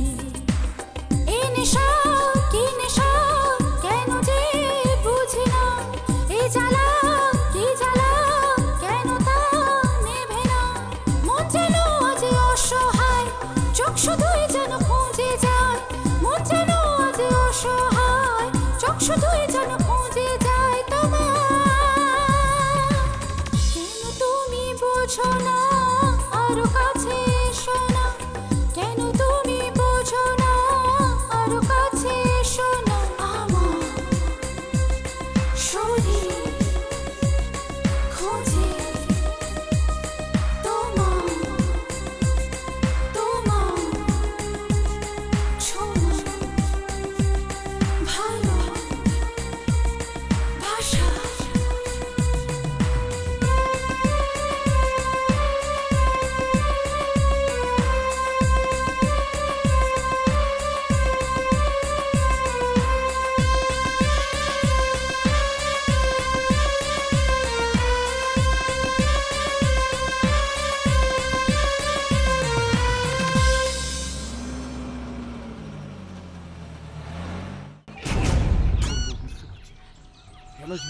হায় ভগবান, কি হয়ে গেল?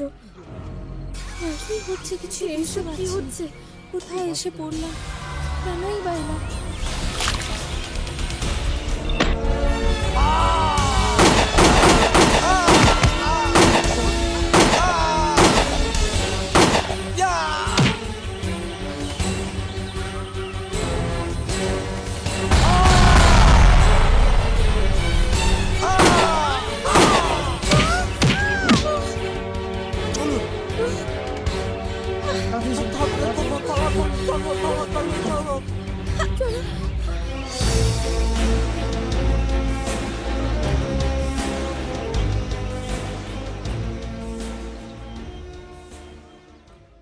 Hello, captain Arjun. ওই 20 জন লোককে উগ্রপন্থীদের হাত থেকে ছাড়িয়ে এনে আপনি খুব ভালো কাজ করেছেন ক্যাপ্টেন অর্জুন। বলতে গেলে ওরা তো মৃত্যুর মুখেই ছিল, আপনি ওদের নতুন জন্ম দিয়েছেন। ক্যাপ্টেন অর্জুন, এটা পুলিশের আয়ত্তের মধ্যে ছিল না। আমার তো মনে হয় আমি এমন কোনো বড় কাজ করিনি। I have just done my duty. আমি তো খুশি ওই দিন হব যেদিন এই ভারতবর্ষে সম্পূর্ণরূপে শান্তি স্থাপন হবে।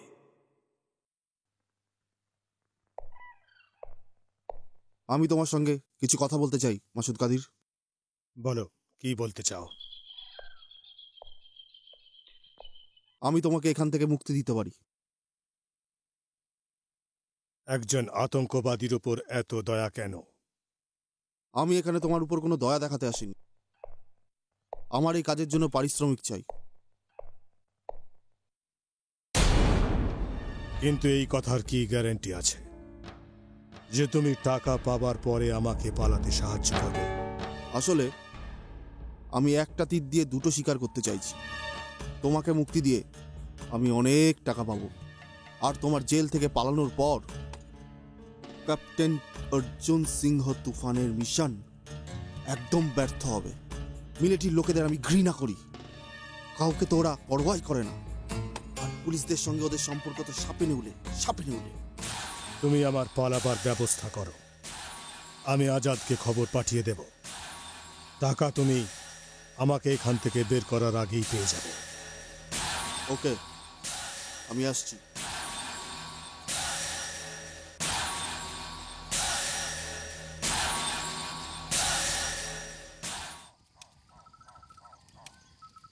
এই ব্যাগ তোমার জন্য।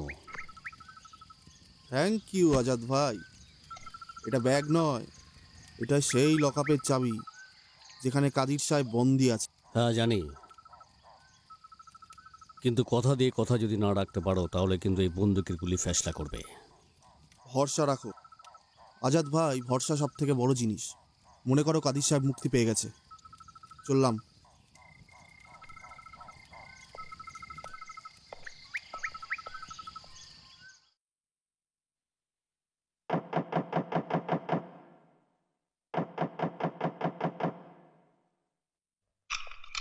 আমাকে আমাকে বাঁচান স্যার। উগ্রপন্থীরা আমার মা বাবাকে ভাই বোনকে মেরে ফেলেছে স্যার। ওরা আমাকে ধর্ষণ করার চেষ্টা করেছিল, আমি ওদের হাত থেকে পালিয়ে ফিরে এসেছি। তোমার কিছু হবে না বোন, এসো বসো, তোমার কিছু হবে না।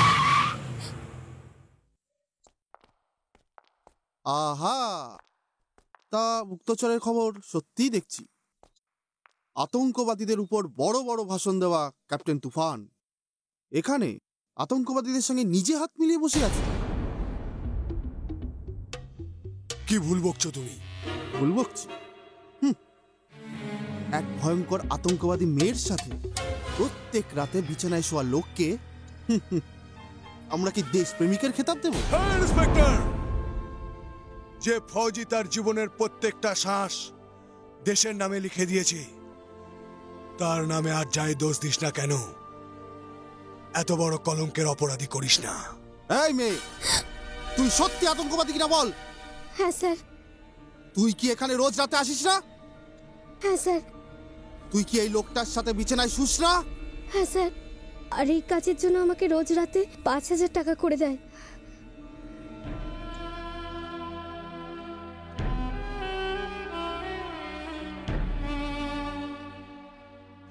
তুই আমাদের দেশের বোন হতে পারিস না, তুই আমাদের দেশের বোন হতে পারিস না।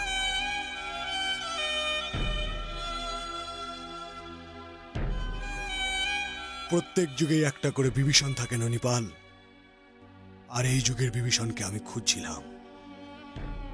আমি জানতাম না যে তার ঠিকানা আমি এত সহজে পাবো। চল হিরো, অনেক ডায়লগ মেরেছিস, ভেতরে চল দেশের বেঈমান।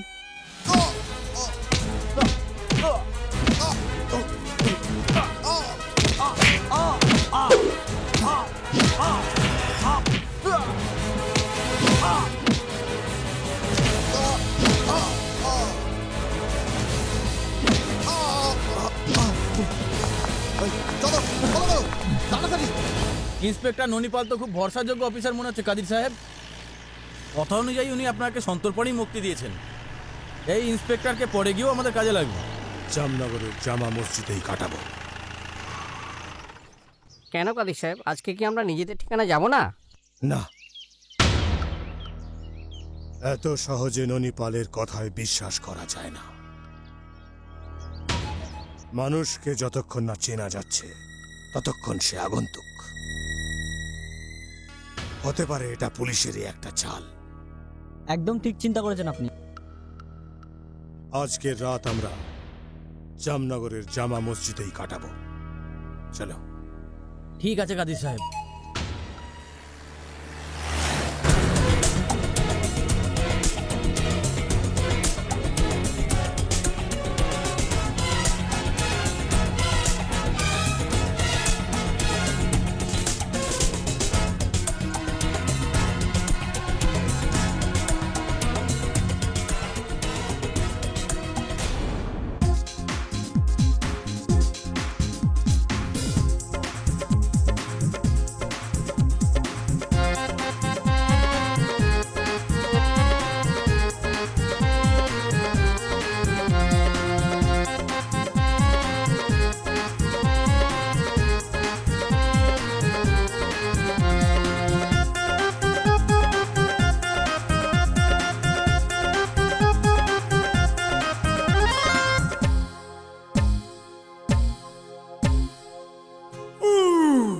লাল লালে ঠোঁটো যে রসেতে মজেছে,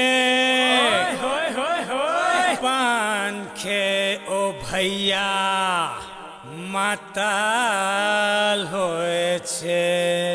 আরে শাবাশ ভাইয়া, জিও জিও জিও জিও।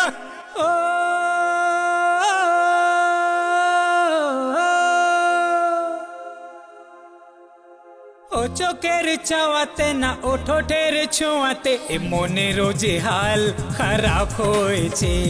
এই মনটা যে তোর প্রেমে পড়েছে, প্রেমে পড়েছে, প্রেমে পড়েছে, প্রেমে পড়েছে, হায় প্রেমে পড়েছে।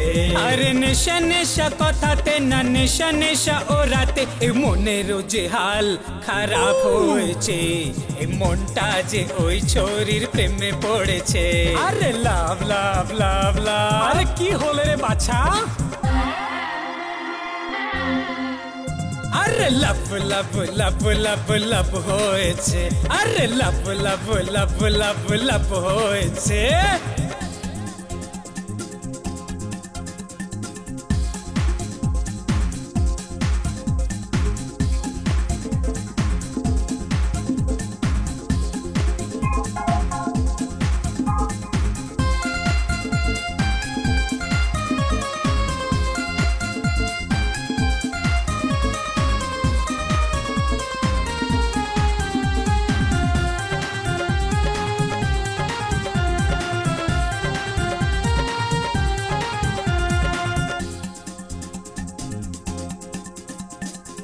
শাড়ি বেনারসি জয়পুরের ছোরি, জয়পুরের ছোরি, জয়পুরের ছোরি। শাড়ি বেনারসি জয়পুরের ছোরি, জয়পুরের ছোরি, জয়পুরের ছোরি। বলি কি রে আর তোকে কি হয়েছে? আমার লাভ লাভ লাভ লাভ লাভ হয়েছে, আরে লাভ লাভ লাভ লাভ লাভ হয়েছে, আরে লাভ লাভ লাভ লাভ লাভ হয়েছে। নেশা নেশা কথাতে না নেশা নেশা ওরাতে এই মনেরও যে হাল খারাপ হয়েছে, এই মনটা যে ওই ছোরির প্রেমে পড়েছে। আরে লাভ লাভ লাভ লাভ।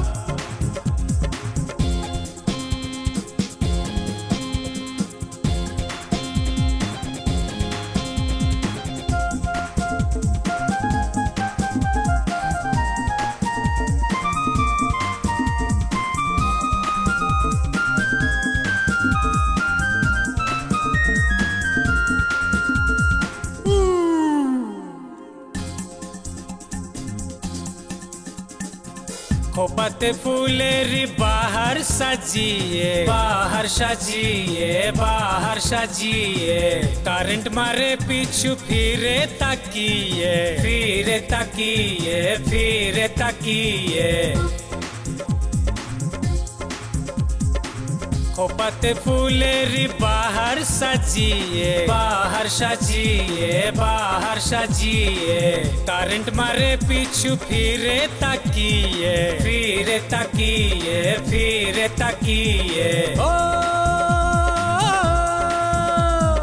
বুঝবে না কেউ হায় কি হয়েছে, আমার লাভ লাভ লাভ লাভ লাভ হয়েছে, আমার লাভ লাভ লাভ লাভ লাভ হয়েছে, আরে লাভ লাভ লাভ লাভ লাভ হয়েছে, আরে লাভ লাভ লাভ লাভ লাভ হয়েছে, আরে লাভ লাভ লাভ লাভ লাভ হয়েছে। আরে জোরে ভাই জোরে।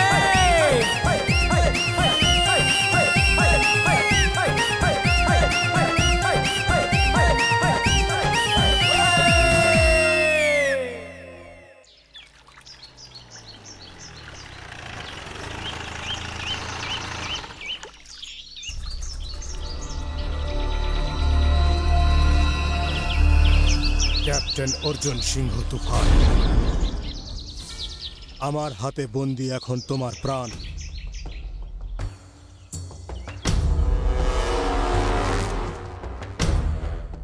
ইন্সপেক্টর ননিপালকে আমার সঙ্গে দেখে পুরো খেলাটাই তুমি এখন বুঝে গেছো নিশ্চয়ই।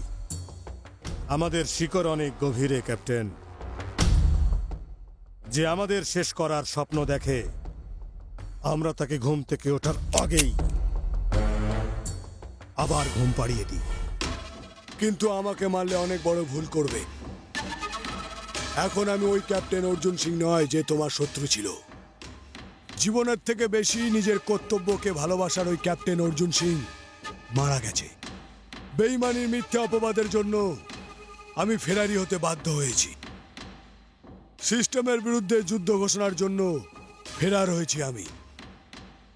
এখন যদি তুমি চাও তোমার দলে আমাকে শামিল করতে পারো। আমরা তোকে আমাদের সাথী বানাতে পারি, কিন্তু তার আগে কোনো বড় নেতা বা পুলিশ অফিসারকে মার্ডার করে নিজের বিশ্বাসযোগ্যতার প্রমাণ দিতে হবে।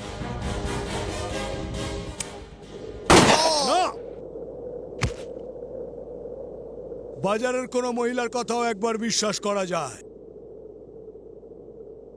কিন্তু এর মতন পুলিশের বন্ধুত্বের প্রতি নয়। আমরা এত সহজে কাউকে বিশ্বাস করি না, কিন্তু সিস্টেমের বিরুদ্ধে তোমার জ্বলন্ত অগ্নিশিখাকে দেখে আমার মনে হচ্ছে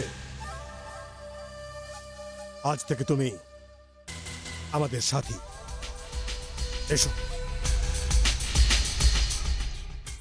আজাদ ভাই, ভয় পাবেন না আজাদ ভাই, আমি আমার সাথে পুলিশ নিয়ে আসিনি, বরং আজ আমি একটা অনেক বড় সত্যি কথা জানাতে এসেছি। আপনার সঙ্গে যে অত্যাচার হয়েছিল তার জন্য দায়ী এখানকার পুলিশ নয়, বরং সুলতান বালুচি আর তায়া আব্বু ছিল। বালুচি সাহেব, এই ছবিগুলো দেখুন, আপনি জানেন একে? এ তো হোম মিনিস্টার সাহেবের বডিগার্ড। নাম হলো নূর মোহাম্মদ আজাদ। যদি এই নওজওয়ান আমাদের গ্রুপে সামিল হয়ে যায়, ও আমাদের অনেক কাজে আসবে। আপনি একদম ঠিক কথা বলেছেন, কিন্তু এটা সম্ভব হবে কি করে? আমার মাথায় একটা বুদ্ধি এসেছে। যদি এই নওজওয়ানের পরিবারবর্গকে পুলিশরা মেরে দেয়, তাহলে ওর মনে পুলিশ আর দেশের বিরুদ্ধে অনেক ঘৃণা জন্ম নেবে। আর এই অবস্থার সুযোগ নিয়ে আমরা ওকে বিদ্রোহী বানিয়ে তুলব আর ওকে আমাদের দলে সামিল করব। আমি আপনার প্ল্যান বুঝতে পেরেছি। ধরে নেওয়া যাক ওই পুলিশ অফিসাররা আসল পুলিশ অফিসার হবে না, বরঞ্চ আপনার লোক হবে। একদম ঠিক। এখানকার নওজওয়ানদের বিদ্রোহী বানিয়ে নিজেদের দলে টানার জন্য মাঝে মধ্যে এরকম ড্রামা করি, বাস তারপরেই আপনার লোকেদের দরকার পড়বে। আমাদের কাছে লোকবলের কোনো ঘাটতি নেই, যতজন আপনি চাইবেন পেয়ে যাবেন, কিন্তু যে কোনো মূল্যে আপনাদের এই রাজ্যকে হিন্দুস্তান থেকে কেটে আলাদা করে দেব আমরা। আজাদের বাড়ি গিয়ে ওর চোখের সামনে ওর পুরো পরিবারকে খতম করে দাও। একটা কথা মনে রাখবে, আজাদের যেন কিছু না হয়। ঠিক আছে। না, এটা হতে পারে না। তুই মিথ্যে কথা বলছিস। আমি ভালো মতনই জানি যে এর পেছনে কার হাত রয়েছে। ক্যাপ্টেন তুফান। তুফানই পাঠিয়েছে না তোকে, কিন্তু ও কি ভাবছে? তোর কথায় বিশ্বাস করে আমি নিজেদের লোকেদের সঙ্গে বেইমানি করব? কখনো না। আমি আল্লাহর কসম খেয়ে সত্যি কথা বলছি আজাদ ভাই, আপনার পরিবারের খুন সুলতান বালুচি আর তায়া আব্বুই করেছে।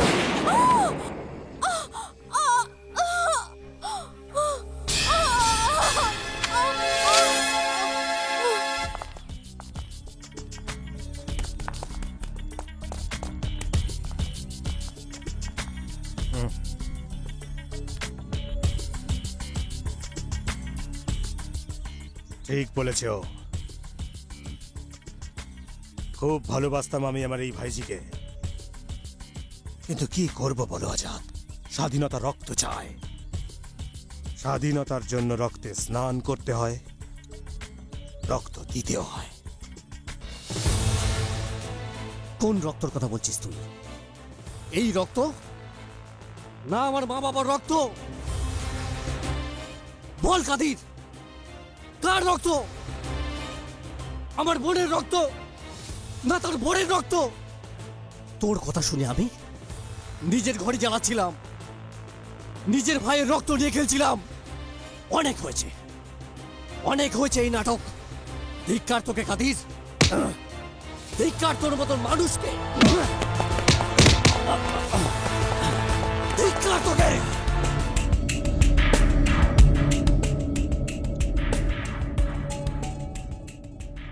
লড়াইয়ের ময়দানে লাশ কেউ গুনে না আজাদ। সৈনিকের নজর স্রেফ লক্ষ্যের দিকে স্থির থাকে, আর আমাদের সবার লক্ষ্য হলো এই মাতৃভূমির স্বাধীনতা। আর এই লক্ষ্যে পৌঁছানোর জন্য আমাদের যত প্রাণী বলিদান হোক না কেন আমরা দেব। আর আজ বড়ই আফসোসের সঙ্গে তোকেও শহীদ করে দিতে হবে। সত্যি আর মিথ্যের এই যুদ্ধে আমি যদি আগের থেকেই মরে যাই, তাহলে ওপরে সিংহাসনে বসে থাকা সবচেয়ে বড় জাজ, ওনার বিচারের ওপর মানুষের বিশ্বাস হারিয়ে যাবে। হাজার হাজার নিরীহ মানুষের লাশের উপর দিয়ে চড়ে তুমি যে লক্ষ্যে পৌঁছতে চাইছো, ওই লক্ষ্য কোনোদিন পূর্ণ হবে না। হিন্দুস্তান মুর্দাবাদ যেই স্লোগানের সঙ্গে আমি আমার যুদ্ধ শুরু করেছিলাম, আজ সেই যুদ্ধকে তোমাদের মৃত্যুর সঙ্গে শেষ করবো আমি।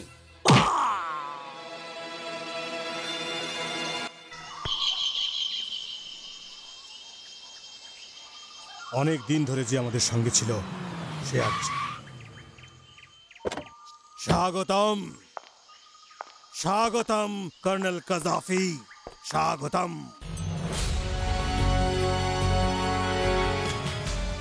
ক্যাপ্টেন অর্জুনকে আমাদের সঙ্গে দেখে আপনি অবাক হচ্ছেন? ক্যাপ্টেন অর্জুন কাল পর্যন্ত একজন সত্যিকারের দেশপ্রেমিক, কিন্তু আজ আমাদের সাথী হয়ে গেছে। আর যে আমাদের সচ্চা দোস্ত ছিল সে আজ বিদ্রোহী। আপনি একদম সঠিক সময় এসেছেন। আজ হলো 15ই আগস্ট। আজ এই বিদ্রোহীকে শহীদ করে আমরা শুভ দিন পালন করব। নাদির, ওকে মৃত্যুর মুখে তুমি না আমি পাঠাবো।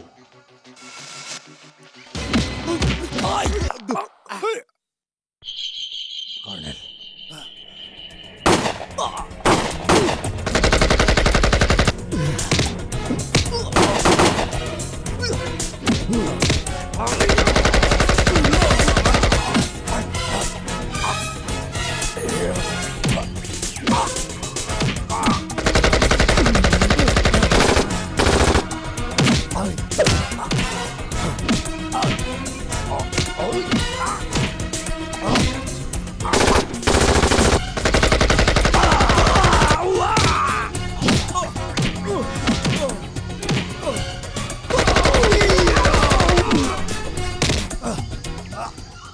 তোর দলে সামিল হওয়া তো একটা বাহানা ছিল কাদির। আমি তোর এবং তোর সঙ্গীদের কাজের নামও নিশান মিটিয়ে দেবো।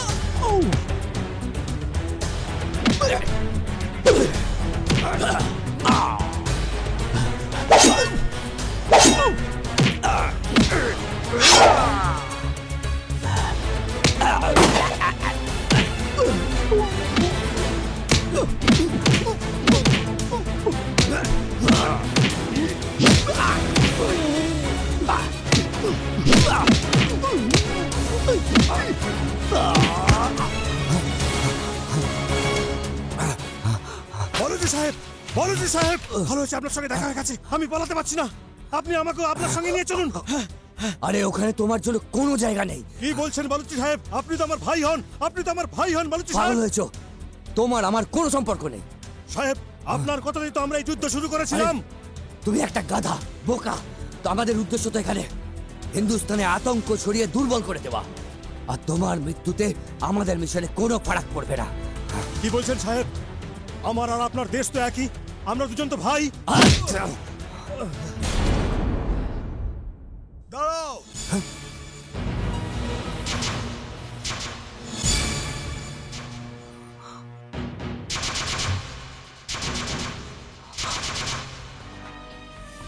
দেখলি কাদির, যাকে তুই এতদিন আপন ভাবলি তার মনে তোর কোনো স্থান নেই, তার দেশেতেও নেই।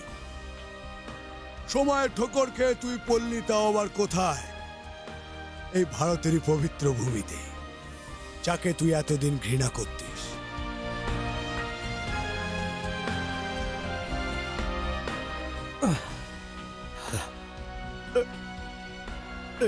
এরা এরা ওরা বলতো আমরা ওদের ভাই। আমি আমার ভুল বুঝতে পেরেছি ক্যাপ্টেন অর্জুন। যদি তাই হয় তাহলে আমি তোকে একটা সুযোগ দিচ্ছি, একে খতম করে দে।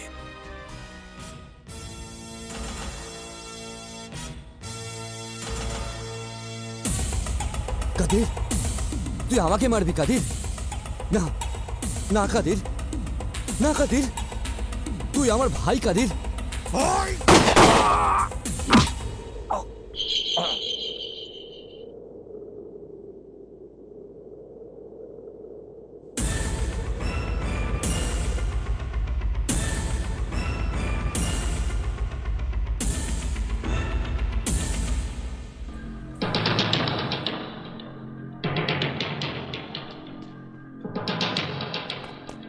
মাসুদ কাদের,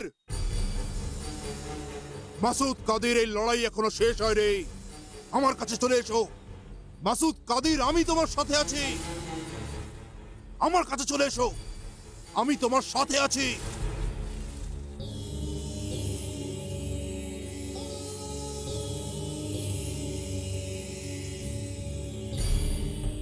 এসো। মাসুদ কাদির,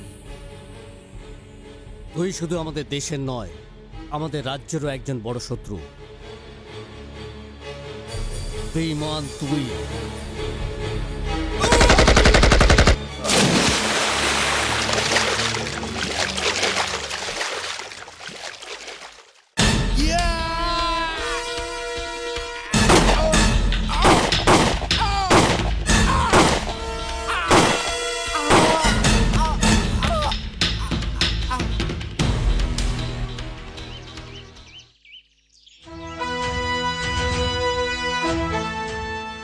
আমরা সবাই এই দেশের পাপী। আমাকে গ্রেফতার করুন। সন্তান যদি ভুল রাস্তায় চলে যায় তাতে মায়ের সাথে তার সম্পর্ক নষ্ট হয় না। তোমরা সবাই ভারত মাতার সন্তান। এই দেশ তোমাদের পরিচয়। এই দেশের মধ্যেই লুকিয়ে আছে তোমাদের শান্তি। যাও, তোমরা সবাই স্বাধীন।